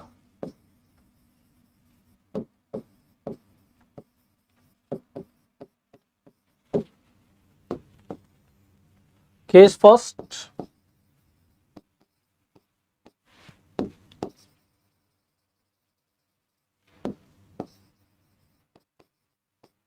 हाँ जी, loss by theft in transit, by theft in transit, and case 2, loss by theft in consignee premises, theft in consignee premises. Mister Ram send goods costing ₹1,00,000। Mister Ram भाई साहब यानी कि consignor भाई साहब 1,00,000 के goods consignee भाई साहब को भेज रहे थे। ठीक है जी, राम ने गुड्स भेजे शाम को 1,00,000 रुपए के। आउट ऑफ दिस जिसमें से 10% गुड्स लॉस्ट हो गए थेफ्ट में, 10% गुड्स बेटा लॉस्ट हो गए थेफ्ट के अंदर। ठीक है सर, चोरी हो गए। कंसाइनर ने एक्सपेंसेस करे थे बेटा 10,000 रुपए की, कंसाइनी ने 5,000 और 3,000 का खर्चा करा है जो कि नॉन रिकरिंग और रिकरिंग नेचर। आपको वैल्यूएशन ऑफ क्लोजिंग स्टॉक के टाइम पे या वैल्यूएशन ऑफ एब्नॉर्मल लॉस के टाइम पे कौन से एक्सपेंसेस लेना होता है सर? हमें लेना होता है नॉन रिकरिंग नेचर, यानी कि 5,000 का लेना होगा हमें वैल्यूएशन ऑफ क्लोजिंग स्टॉक या फिर वैल्यूएशन ऑफ एब्नॉर्मल लॉस के टाइम पे। Out of the goods received, जितने भी गुड्स रिसीव हो रहे हैं ना 80% गुड्स सोल्ड करने जा रहे हैं कंसाइनी के द्वारा। फाइंड करनी है valuation of abnormal loss and closing stock. दो केसेस है, केस फर्स्ट है कि लॉस्ट जो हो रहा है वो इन ट्रांजिट हो रहा है। चलो आ जाओ solution. Case first, loss by theft in transit. ठीक है जी, यही है। अब जरा बात को समझना मेरे बच्चों। हाँ जी, गुड सेंट कितने करेगा सर? गुड सेंड करेगा 100%। उसके बाद मेरे भाई क्या हुआ सर? उसने बोला था कि 10% गुड्स लॉस्ट हो रहे हैं थेफ्ट में, है ना? 10% goods lost by theft, 10% goods lost हो रहे हैं थेफ्ट में, यही हो रहा है ना बेटा? हाँ जी, तो lost less goods lost 10%, balance. अब मेरे भाई जरा मेरे को एक बात बता, क्या क्वेश्चन में देखो यहां क्या लिखा है? इस वाली लाइन से ही ना सारा का सारा क्वेश्चन चेंज हो गया। क्या लिखा है क्वेश्चन के अंदर कि आउट ऑफ, देखो ये वाली line, out of the goods received 80% of the goods are sold by consignee.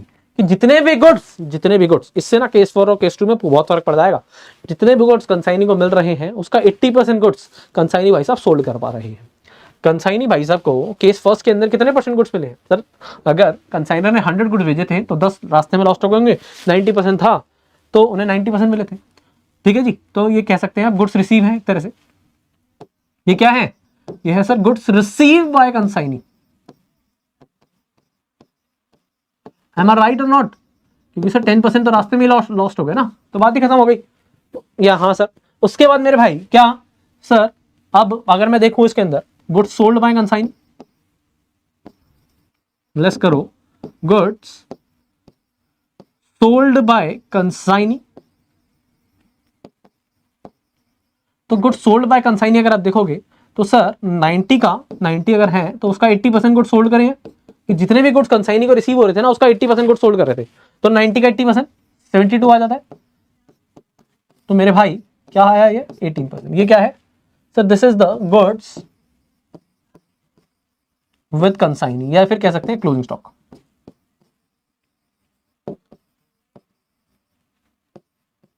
बताओ जे वाली बात समझ आती है कि नहीं आती है? बताओ बेटा, ये इंपॉर्टेंट पार्ट था। अब वैल्यूएशन निकालनी आसान हो जाएगी, आपको समझ आना चाहिए। देखिए अगर 100 गुड्स भेज रहे थे, अब हमें वैल्यूएशन करनी है। वैल्यूएशन करनी आसान है, आ जाओ।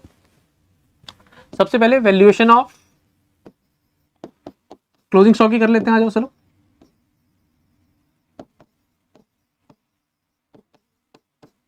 Valuation of closing stock, cost of unsold goods, हाँ कि ना? Yes sir. तो कॉस्ट अगर मैं देखूं 1,00,000 के गुड्स भेजे थे, कितने गुड्स भेजे थे सर? 1,00,000 के गुड्स भेजे थे ना, देखो जरा 1,00,000 के, और उसके अंदर मेरे को पता है कि क्लोजिंग स्टॉक कितने का? 18%। तो कॉस्ट कितनी आएगी बेटा सर? 1,00,000 का 18%, यानी कि cost of unsold goods is what? 18,000। तो कॉस्ट आ गई। उसके बाद add proportionate expenses of consignor, expenses of consignor. अब कंसाइनर का अगर मैं एक्सपेंसेस देखूंगा, प्रोपोर्शनेट एक्सपेंसेस, तो देखना जरा सर, कंसाइनर ने 10,000 का खर्चा करा था, देखो जरा 10,000 का खर्चा, बट 100% गुड्स पे करा था। हाँ जी सर, बट अब ये आपका क्लोजिंग स्टॉक कितने का है? तो क्लोजिंग स्टॉक तो 18% है, 10,000 का खर्चा है और उसका 18% ही लेना पड़ेगा आपको, क्योंकि 18% ही क्लोजिंग स्टॉक है, तो 1800 आ जाएगा ये, हाँ कि ना। उसके अलावा add proportional expenses of consignee, proportionate expenses of consignee, हाँ कि ना, यस सर। तो प्रोपोर्शनल एक्सपेंसेस, अब प्रोपोर्शनल एक्सपेंसेस ऑफ कंसाइनी वो भी कौन से सर, कंसाइनी के ना नॉन रिकरिंग लेने होते हैं। कंसाइनी के देखना नॉन रिकरिंग कितने हैं sir, 5000 and 3000 of which non recurring and recurring nature, तो यानी कि नॉन रिकरिंग है 5000, हाँ कि ना, लिख लो नॉन रिकरिंग।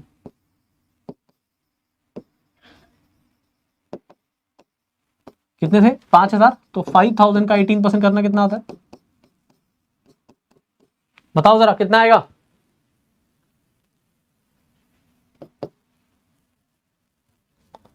500, 900 रुपए,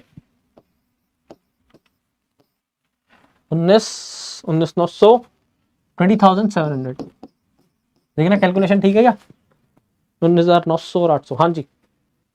चलिए अब वैल्यूएशन ऑफ एब्नॉर्मल लॉस भी देख लेते हैं इसी केस में।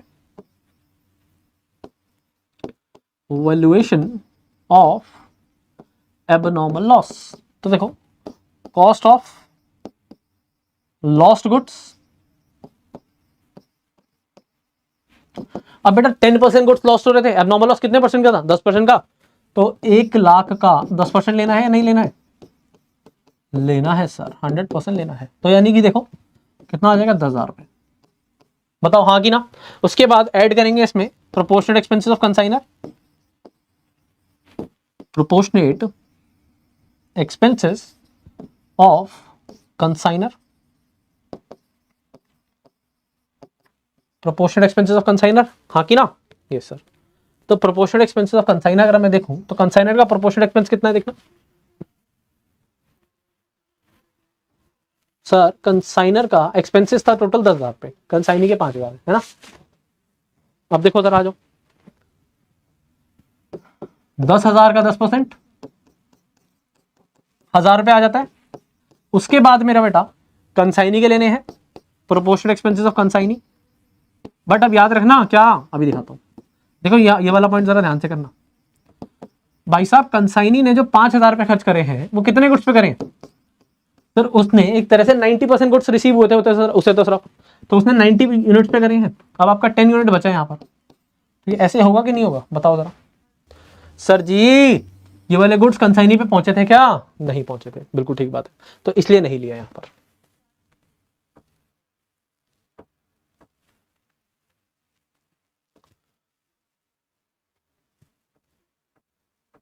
क्लियर है, तो सिर्फ और सिर्फ आपका कितना आया 11,000 रुपए का नॉर्मल लॉस आ गया, बट आई थिंक शायद हमने यहां पर तो गड़बड़ नहीं करती। अच्छा प्रोपोर्शनल एक्सपेंसेस ऑफ कंसाइनी अगर मैं देखूं तो ये 5,000 इसने 90 यूनिट्स पे करा था बेटा, यहाँ पर थोड़ा सा गड़बड़ हो गई है, देखो मैं उल्टा कर दिया, मैंने शायद नॉर्मल लॉस कर दिया, देखो ध्यान से समझा। 5,000 रुपए के जो कंसाइनी ने खर्चे करे हैं उसने 90 यूनिट्स पे करे होंगे एक तरह से, भाई साहब उसे 10 यूनिट्स लॉस्ट होने के बाद मिले थे 90 यूनिट्स, तो 90 यूनिट्स पे करे। उसके बाद अब 18% जो गुड्स हैं, मतलब 18% अभी बचेंगे। अगर कंसाइनर ने 100 यूनिट भेजे थे, 10 यूनिट रास्ते में लॉस्ट हो गए थे, उसके बाद बचे 90 यूनिट, जिसमें से उसने 18 सोल्ड कर दिए थे, 18 बचे थे, मतलब 18 बचे हुए।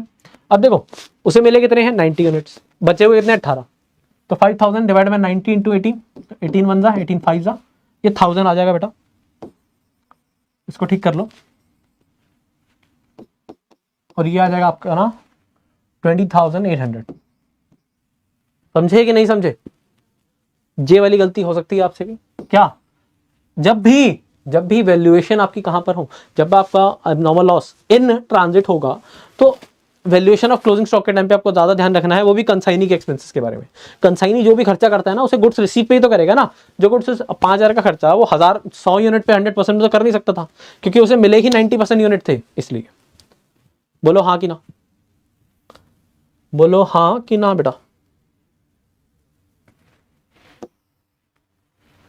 केस टू में देखो क्या हो रहा है, जो आपके गुड्स लॉस हो रहे हैं ना वो कहां हो रहे हैं, जो गुड्स लॉस्ट हो रहे हैं सर वो लॉस हो रहे हैं कंसाइनी के प्रोमाइसेस में। तो देखो सबसे पहले वैल्यूएशन ऑफ, चलो पहले वही वर्किंग नोट बनाते हैं, गुड्स सेंट गुड्स कितने सेंड करे गए थे आपके द्वारा? सर गुड्स सेंड थे 100%। ठीक है जी। उसके बाद goods receive by consignee, sir पूरे ही 100% हो गए क्योंकि लॉस रास्ते में नहीं हुए इसलिए। तो गुड्स रिसीव बाय कंसाइनी 100% ही है पूरे के पूरे। उसके बाद बेटा सर, उसके बाद क्या सर इसमें कंसाइनी अकाउंट, अरे नहीं आएगी दिक्कत। उसके बाद बेटा goods sold by consignee, goods sold by consignee.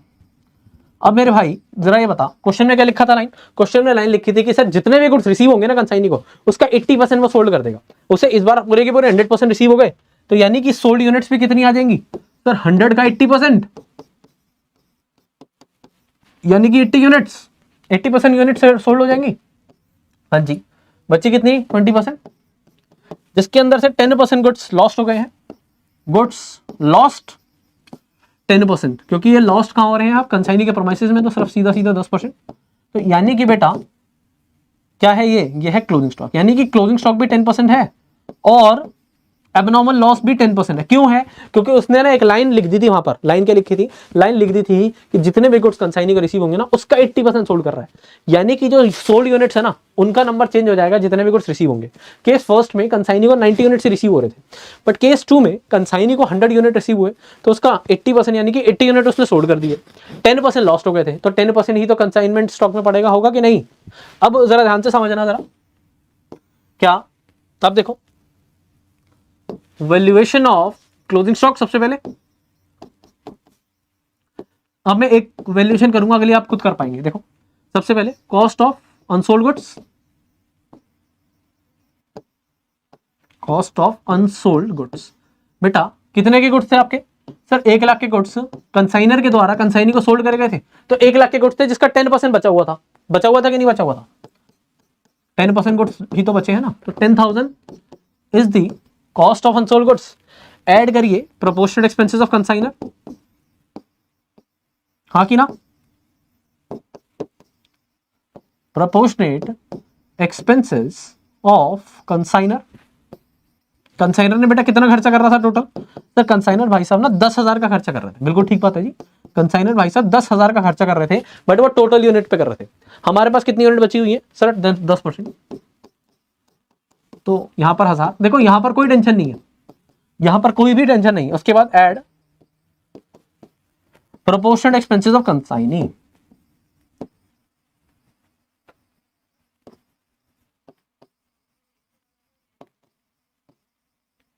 हाँ जी, अब कंसाइनी ने कितना खर्चा करा है? सर कंसाइनी ने 5,000 का खर्चा करा है।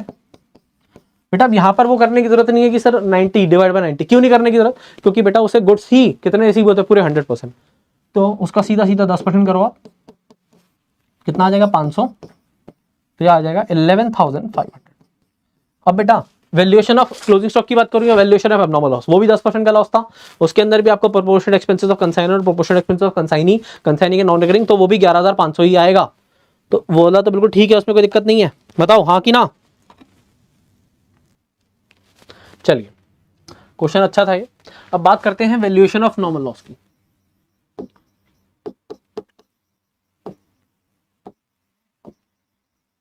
नॉर्मल लॉस, बेटा नॉर्मल लॉस जो है ना, आप कह सकते हैं एक इंडस्ट्री बेस्ड लॉस है, एक अनअवॉइडेबल लॉस है। क्या है ये? इंडस्ट्री बेस्ड लॉस, जिसे आप अनअवॉइडेबल लॉस भी कहते हैं, अनअवॉइडेबल लॉस भी कहते हैं। ठीक है जी, जिसे अवॉइड नहीं करा जा सकता। ठीक है जी, जिसे अवॉइड नहीं करा जा सकता इंडस्ट्री बेस्ड लॉस है। जैसे कि फॉर एग्जांपल के लिए क्या, फॉर एग्जांपल के लिए बेटा आपको पता है कि आप 100 यूनिट्स खरीद के लाएंगे किसी भी चीज़ की, सदर बाजार से पेन खरीद के लाएंगे, तो आपको पता है 2 यूनिट खराब निकलनी ही नहीं निकलनी है। ठीक है ना? तो ये क्या है? अनअवॉइडेबल लॉस है। ठीक है ना? जिसे अवॉइड नहीं करा सकता। 100 के 100 पेन आप चला के चेक करने नहीं करके आते। या फिर आपको पता है भूसा एक स्टेट से दूसरे स्टेट जाता है, दूसरे स्टेट से तीसरे स्टेट जाता है, तो वो मान के चला जाता है कि यार वो जब चलेगा ट्रक आपका, तो उसमें कुछ जो यूनिट्स हैं, कुछ जो भूसा है वो रास्ते में चलते चलते उड़ेगा। ठीक है जी, तो मान के चलिए 5 से 10% का भूसा वहां पर लॉस्ट होता है रास्ते में, तो उसे अवॉइड नहीं करा सकता। आप कुछ भी कर लो, किसी भी तरीके से चले जाओ, उसे अवॉइड नहीं करा सकता। तो ऐसे लॉसेस क्या होते हैं? अनअवॉइडेबल लॉस होते हैं। अनअवॉइडेबल लॉस है, इंडस्ट्री बेस्ड लॉस है। ठीक है जी, तो इसलिए it affect the decision making, it affects the decision making, इससे डिसीजन मेकिंग भी अफेक्ट होती है बेटा लेवल तक। क्यों, अभी बताता हूं। It affect the decision making. बेटा अगर आप एक समझदार बिजनेसमैन हैं तो अब जैसे मैंने आपको बताया, फॉर एग्जांपल के लिए आप 100 पेन खरीद के लाए, 100 पेन्स खरीद के लाए आप 980 रुपीज के, ठीक है।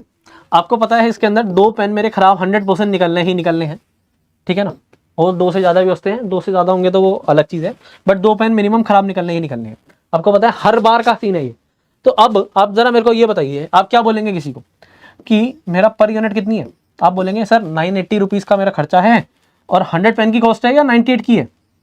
सर समझदार बिजनेसमैन बोलेगा 98 की है, बोलेगा 100 रुपीज मतलब sorry 10 rupee is the per unit cost. और जो अकाउंट्स नहीं पड़े आपकी तरह वो बोलेंगे सर 980 डिवाइड बाय 100, यानी कि एक पेन की कॉस्ट 9.8 है, ठीक है। समझदार बिजनेसमैन बोलेगा 10 रुपीज। बेसिकली क्या करा आपने, आपने इस इन जो 2 यूनिट थी ना, ये 2 यूनिट जो बेसिकली नॉर्मल लॉस वाली यूनिट होती है ना, आप बाकी यूनिट्स पे शिफ्ट कर देते हो इवनली। तो उससे क्या होता है, आपका जो नॉर्मल लॉस है, आपका जो नॉर्मल लॉस है उसकी जो कॉस्टिंग है वो ऑटोमेटिकली किस पे शिफ्ट हो जाती है, कस्टमर पे शिफ्ट हो जाती है। इतनी बात समझ आती है कि नहीं आती है, बताइए जी फटाफट से, फास्ट।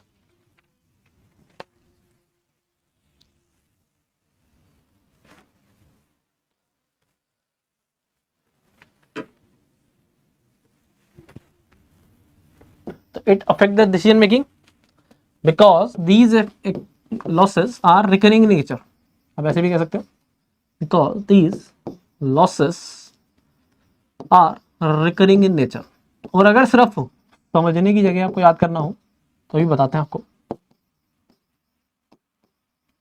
कि जो लॉसेस है ना ये रिकरिंग इन नेचर के हैं, कि ये हमेशा होना ही होना है। अब होना ही होना है तो आप क्या करेंगे, शिफ्ट कर देंगे ना इसका बर्डन बाकी यूनिट्स पे। तो ये होता है it affect the decision making because these losses are recurring in nature, क्योंकि ये लॉसेज जो है वो रिकरिंग नेचर के हैं।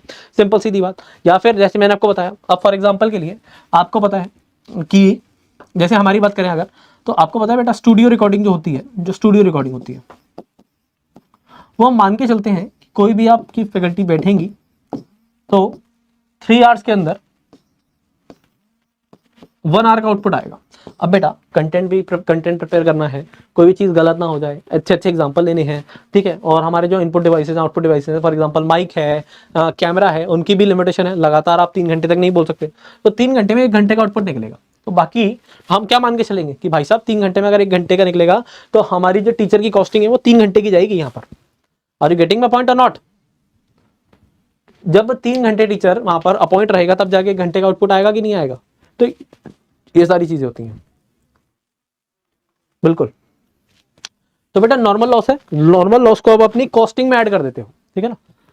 जैसे मैंने यहां पर बताया ना, अब ये देखो ना 2 पेन की जो कॉस्टिंग थी, कहीं ना कहीं आपने उस 2 पेन की कॉस्टिंग को इवनली स्प्रेड कर दिया अपनी बाकी 98 यूनिट्स पे। तो नॉर्मल लॉस यही है, इससे डिसीजन मेकिंग अफेक्ट होती है क्योंकि रिकरिंग नेचर का है, हर बार होना ही होना है। तो आप क्या करते हैं, देखो फॉर्मूला क्या है, पर यूनिट अगर आपसे कॉस्टिंग पूछी जाए नॉर्मल लॉस में, तो टोटल कॉस्ट अपॉन में टोटल यूनिट्स माइनस में नॉर्मल लॉस यूनिट्स, ठीक है जी। देखो ना टोटल कॉस्ट कितनी थी, जैसे कि 980 थी, टोटल यूनिट 100 थी, माइनस में कर दी थी 2, तो पर यूनिट कॉस्टिंग आ गई थी। समझे, बताओ नाउ क्लियर और नॉट? अब बात करते हैं थोड़ी सी कमीशंस की फटाफट से। Types of commission,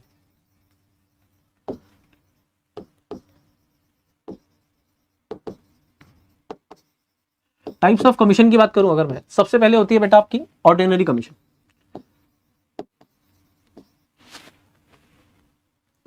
ordinary commission,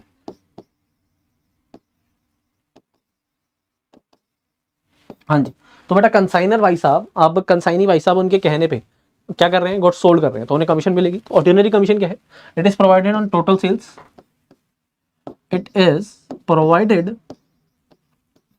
on total sales made by consignee. जो भी टोटल सेल्स करते हैं कंसाइनी भाई साहब उस पर मिलती है। यही होती है ना ऑर्डिनरी कमीशन। ऑर्डिनरी कमीशन आप में कोई दिक्कत नहीं है, बहुत ही बेसिक चीज है, बचपन से करते आ रहे हैं। इसके बाद अगर मैं बात करूं, सेकंड होती है हमारी एक del credere commission.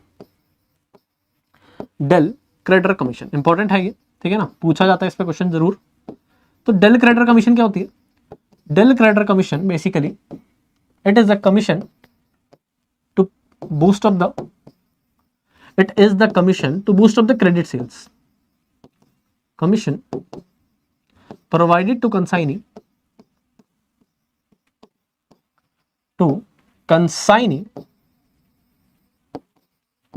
to boost up the credit sales. ये कंसाइनी को इसलिए दी जाती है कि वो ज्यादा से ज्यादा क्रेडिट सेल करे, ठीक है। अब बेटा क्रेडिट पे अगर आप माल बेचते हो तो ज्यादा से ज्यादा माल बिकता है ना, तो इसलिए क्या करते हैं कंसाइनर भाई साहब, कंसाइनी भाई साहब को बोलते हैं कि बेटा ये अबव होती है आपकी नॉर्मल कमीशन के अलावा। नॉर्मल कमीशन फॉर एग्जांपल 5% है, तो ये बोल दिया आपको 3% मिलेगी कि आप जितनी ज्यादा क्रेडिट सेल करोगे उस पर आपको उतनी ज्यादा कमीशन मिलेगी। होती है del credere commission. It is the commission provided to consignee to boost up the credit sales, ठीक है जी। Is it clear? हाँ जी। बट अगर बेटा कंसाइनर भाई साहब ने कंसाइनी भाई साहब को डेल क्रेडिटर कमीशन प्रोवाइड कर दी तो रिस्क ऑफ बेड डेट, जो भी रिस्क ऑफ बेड डेट होता है ना, वो शिफ्ट हो जाता है किस पे? कंसाइनी भाई साहब पे। Risk of bed date is of consignee. Question में बोला हो या ना बोला हो, ये हमेशा कंसाइनी का हो जाता है उस केस के अंदर कि अगर कंसाइनर को क्या हो गया है, अगर कंसाइनर ने कंसाइनी को डेल क्रेडिटर कमीशन प्रोवाइड कर दी है, so the shift of bed date, जो एक्सपेंस है ना बेड डेट का, वो कंसाइनी का हो जाएगा और कंसाइनमेंट में इसका कोई ट्रीटमेंट नहीं होगा। कब? जब डेल क्रेडिटर कमीशन प्रोवाइड हो जाएगी। बट अगर डेल क्रेडिटर कमीशन प्रोवाइड नहीं होगी तो डेल क्रेडिटर कमीशन प्रोवाइड नहीं होगी तो बेड डेट का रिस्क भी कंसाइनर का ही है, कि जैसे कि सारे के सारे एक्सपेंसेस उसके थे। इतनी बात समझ आती है कि नहीं आती है? याद है कि नहीं है? तो del credere commission to boost up the credit sales. उसके अलावा अगर कंसाइनर ने कंसाइनी को डेल क्रेडिटर कमीशन दे दी है तो रिस्क ऑफ बेड डेट किसका हो जाएगा? सर कंसाइनी का हो जाएगा, कंसाइनर का नहीं रहेगा। ठीक है जी, क्लियर और not? Risk of bad debt is of consignee if del creditor commission is provided. If del creditor commission is provided. हाँ कि ना?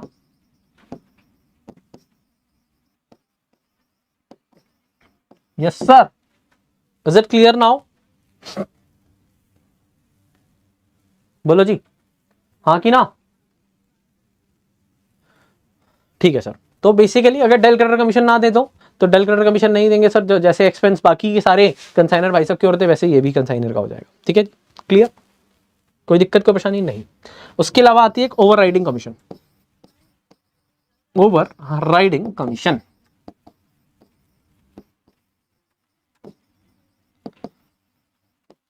बेटा यहां पर थोड़ा सा हमें फास्ट चलना पड़ता है, ठीक है ना, क्योंकि एक ही दिन में आपको पूरा चैप्टर कराना है, कुछ क्वेश्चंस भी कराने हैं इसी वजह से, ठीक है ना। पेड क्लासेस के अंदर यही चैप्टर हमारा 3 बार में होगा, 3 क्लासेस होंगी बड़ी बड़ी, तो उसमें थोड़ा सा रहता है, क्योंकि हम ये मान के चल रहे हैं कि यहाँ पर आप पहले से थोड़ा बहुत पढ़ के आ रहे हैं इस चैप्टर को, बट स्टिल मैंने अपनी तरफ से बेस्ट कराने की कोशिश करी है। चलिए, overriding commission to boost up the consignee, to motivate the consignee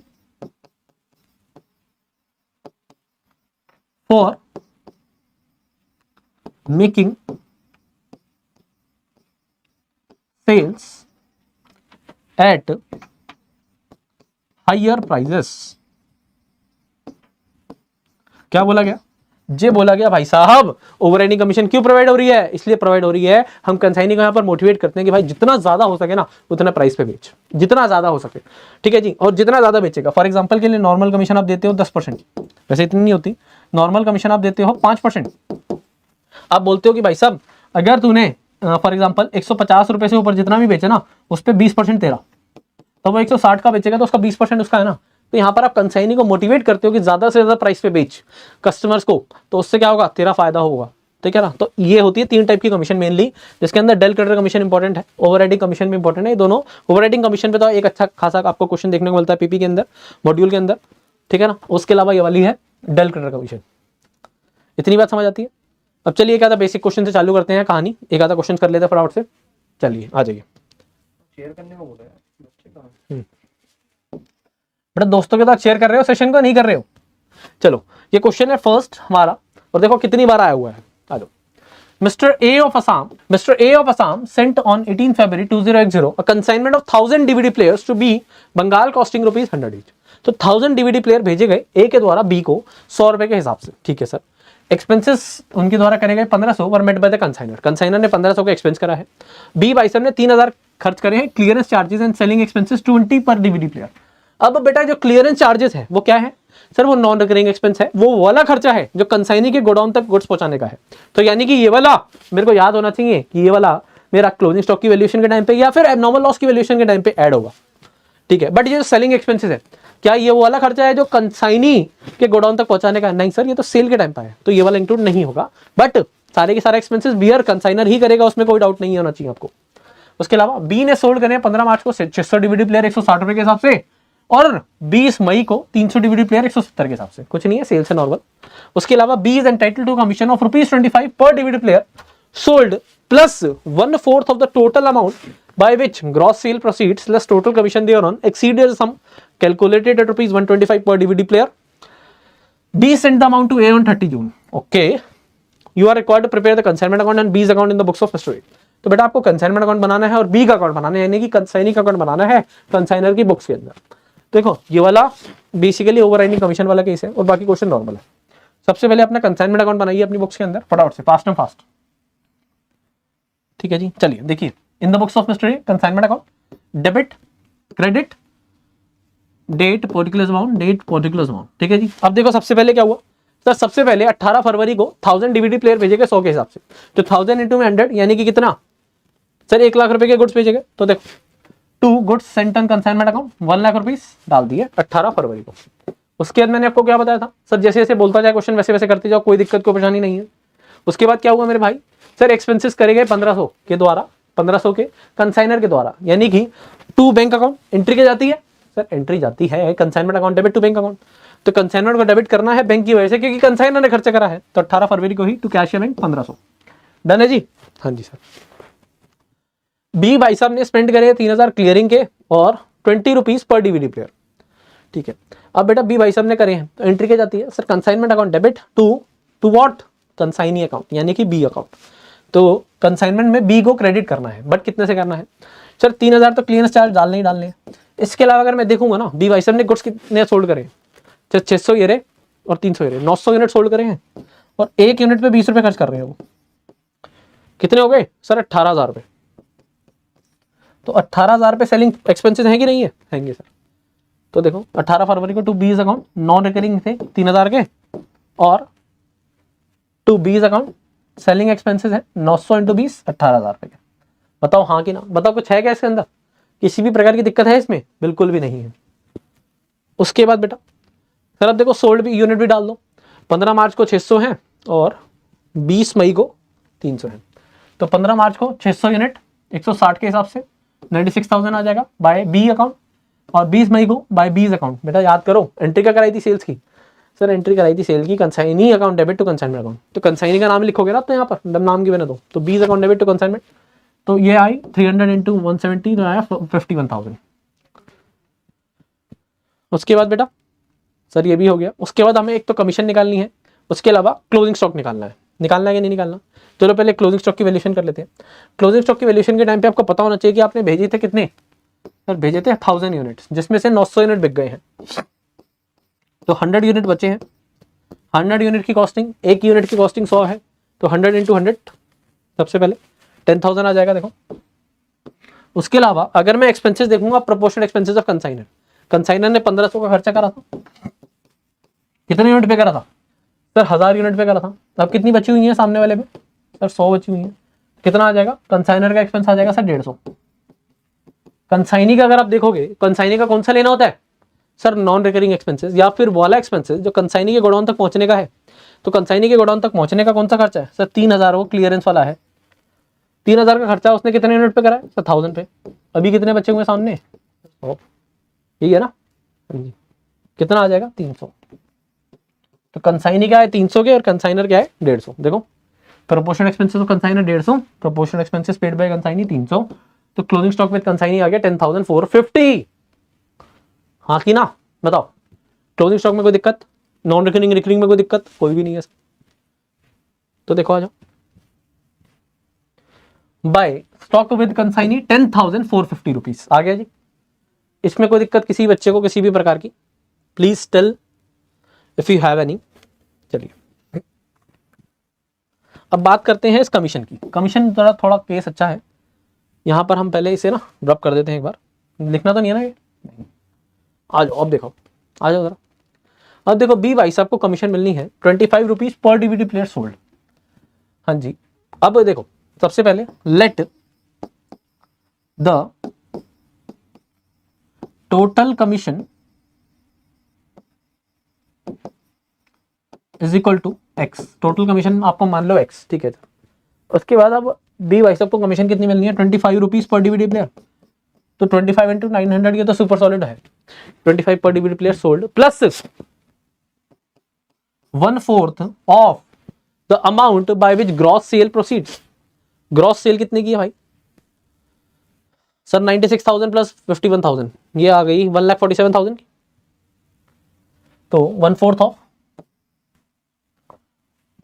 1,47,000 gross sale proceeds, 1/4 the amount by which gross sale proceeds, let's total commission दे रहा। टोटल कमीशन कितनी है सर? हमें कैसे पता? हमने तो उसको एक्स माना है, तो माइनस करिए एक्स। देखो ना दोबारा ध्यान से, plus 1/4 of the total amount by which gross sale proceeds plus total commission thereon exceeded a sum calculated at rupees 125 per DVD player। यानी कि 900 इंटू में 125, 1/4 भाग 1/4 अमाउंट। किसका? 1/4 अमाउंट ग्रॉस सेल के अंदर से आप टोटल कमीशन भी लेस कर देना, और ये 125 रुपए के ऊपर जितने भी गुड्स भेजे हैं ना उस पे कमीशन की बात कर रहे हैं। ये किसके इक्वल है? ये है एक्स के इक्वल है। कैलकुलेटर है क्या भाई साहब? नहीं है। चलो फोन में कैलकुलेटर यूज करते हैं फिर, है ना। चलो आप ही बता देना वरना अगर गलत हो तो सबसे पहले 25 इंटू 900, 22,500 तो बेटा ये आ जाता है सबसे पहले। देखो ये कमीशन वाला पॉइंट अच्छा है इसका, that's why I am doing this question to you. ठीक है जी, ये आ गया। प्लस में 1/4 ऑफ 1,47,000 माइनस एक्स, माइनस में 900 इंटू में 125, यह आ जाता है 1,12,500। बस अब बेटा कैलकुलेशन और कुछ नहीं है, इज इक्वल टू एक्स तो है ही। हाँ जी, अब पहले इसको कैलकुलेट करो। 1,47,000 माइनस में 1,12,500, यह आ जाता है 1/4 34,500। इसमें से इसको माइनस करा, माइनस में एक्स, और ये है इधर 22,500। अब देखो सबसे पहले आप एलसीएम ले सकते हो कि नहीं ले सकते हैं सर? तो एलसीएम लोगे तो एलसीएम आया 4, 22,500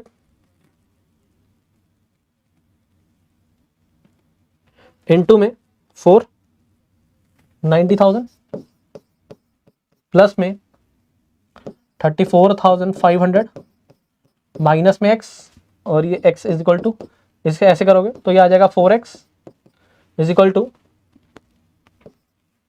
1,24,500।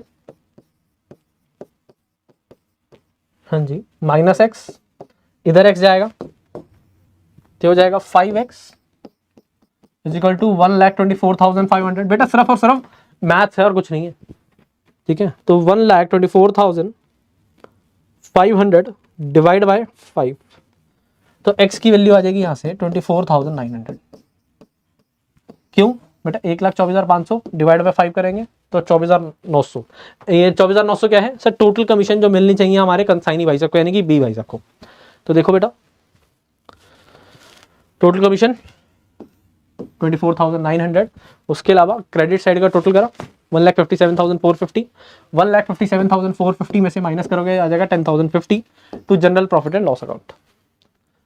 कैलकुलेशन एक बार दोबारा देख सकते हैं। टोटल कमीशन को माना x, उसके बाद 900 इंटू में 25, 900 इंटू में 25 क्यों? क्योंकि ये तो 25 रुपए की पर डीवीडी प्लेयर पे कमीशन मिल ही रही है। उसके अलावा 1/4 of total amount of gross sale proceeds, less करिए कमीशन, कमीशन को माना x तो वो, और उसके अलावा माइनस कर दीजिए कि 125 रुपए तक आपको कोई कमीशन नहीं है, 125 रुपए पे आपको 25 रुपए मिल चुके हैं, उसके ऊपर जो आप अमाउंट फोल्ड करेंगे उसका 1/4 है। तो इस तरीके से सिर्फ कैलकुलेशन ही आ जाएगा आंसर। बताओ यहाँ तक कोई दिक्कत है क्या? थर्ड भी आसान ही है, चलो थर्ड करते हैं। चलो आ जाओ थर्ड करते हैं। अब देखो, mister Green of New Delhi purchase 10,000 pieces of saris at rupees 100 per sari. तो मिस्टर ग्रीन है वो 10,000 साड़ी परचेज कर रहे हैं 100 रुपए पर साड़ी के हिसाब से।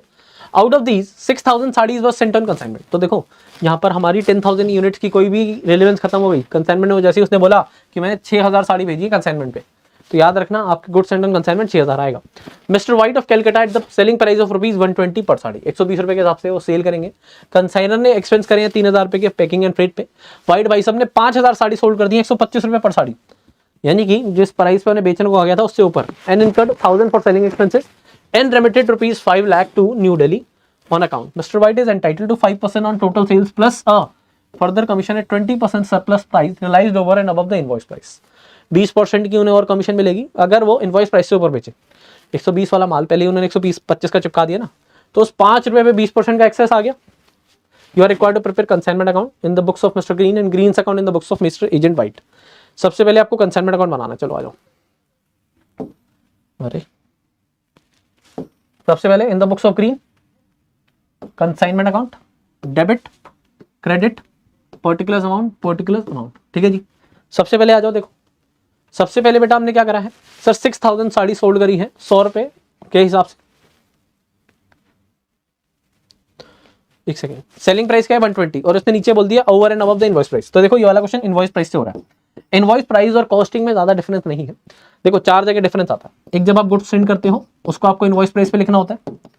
उसके अलावा आपने जितना ऊपर कॉस्ट से जितना ऊपर इसे लिखा है उसकी लोडिंग यहाँ पर क्रेडिट कर देते हो कंसाइनमेंट में। उसके अलावा क्लोजिंग स्टॉक आपका इनवॉइस प्राइस पे आता है और ये कॉस्टिंग से जितना ऊपर है उसकी लोडिंग आप डेबिट कर देते हो। सिर्फ ये 4 चीजें होती हैं। इनवॉइस प्राइस और कॉस्टिंग में क्या याद रखना है, goods sent on consignment invoice price पे आएगा। इसके अलावा क्लोजिंग स्टॉक इनवॉइस प्राइस पे आएगा।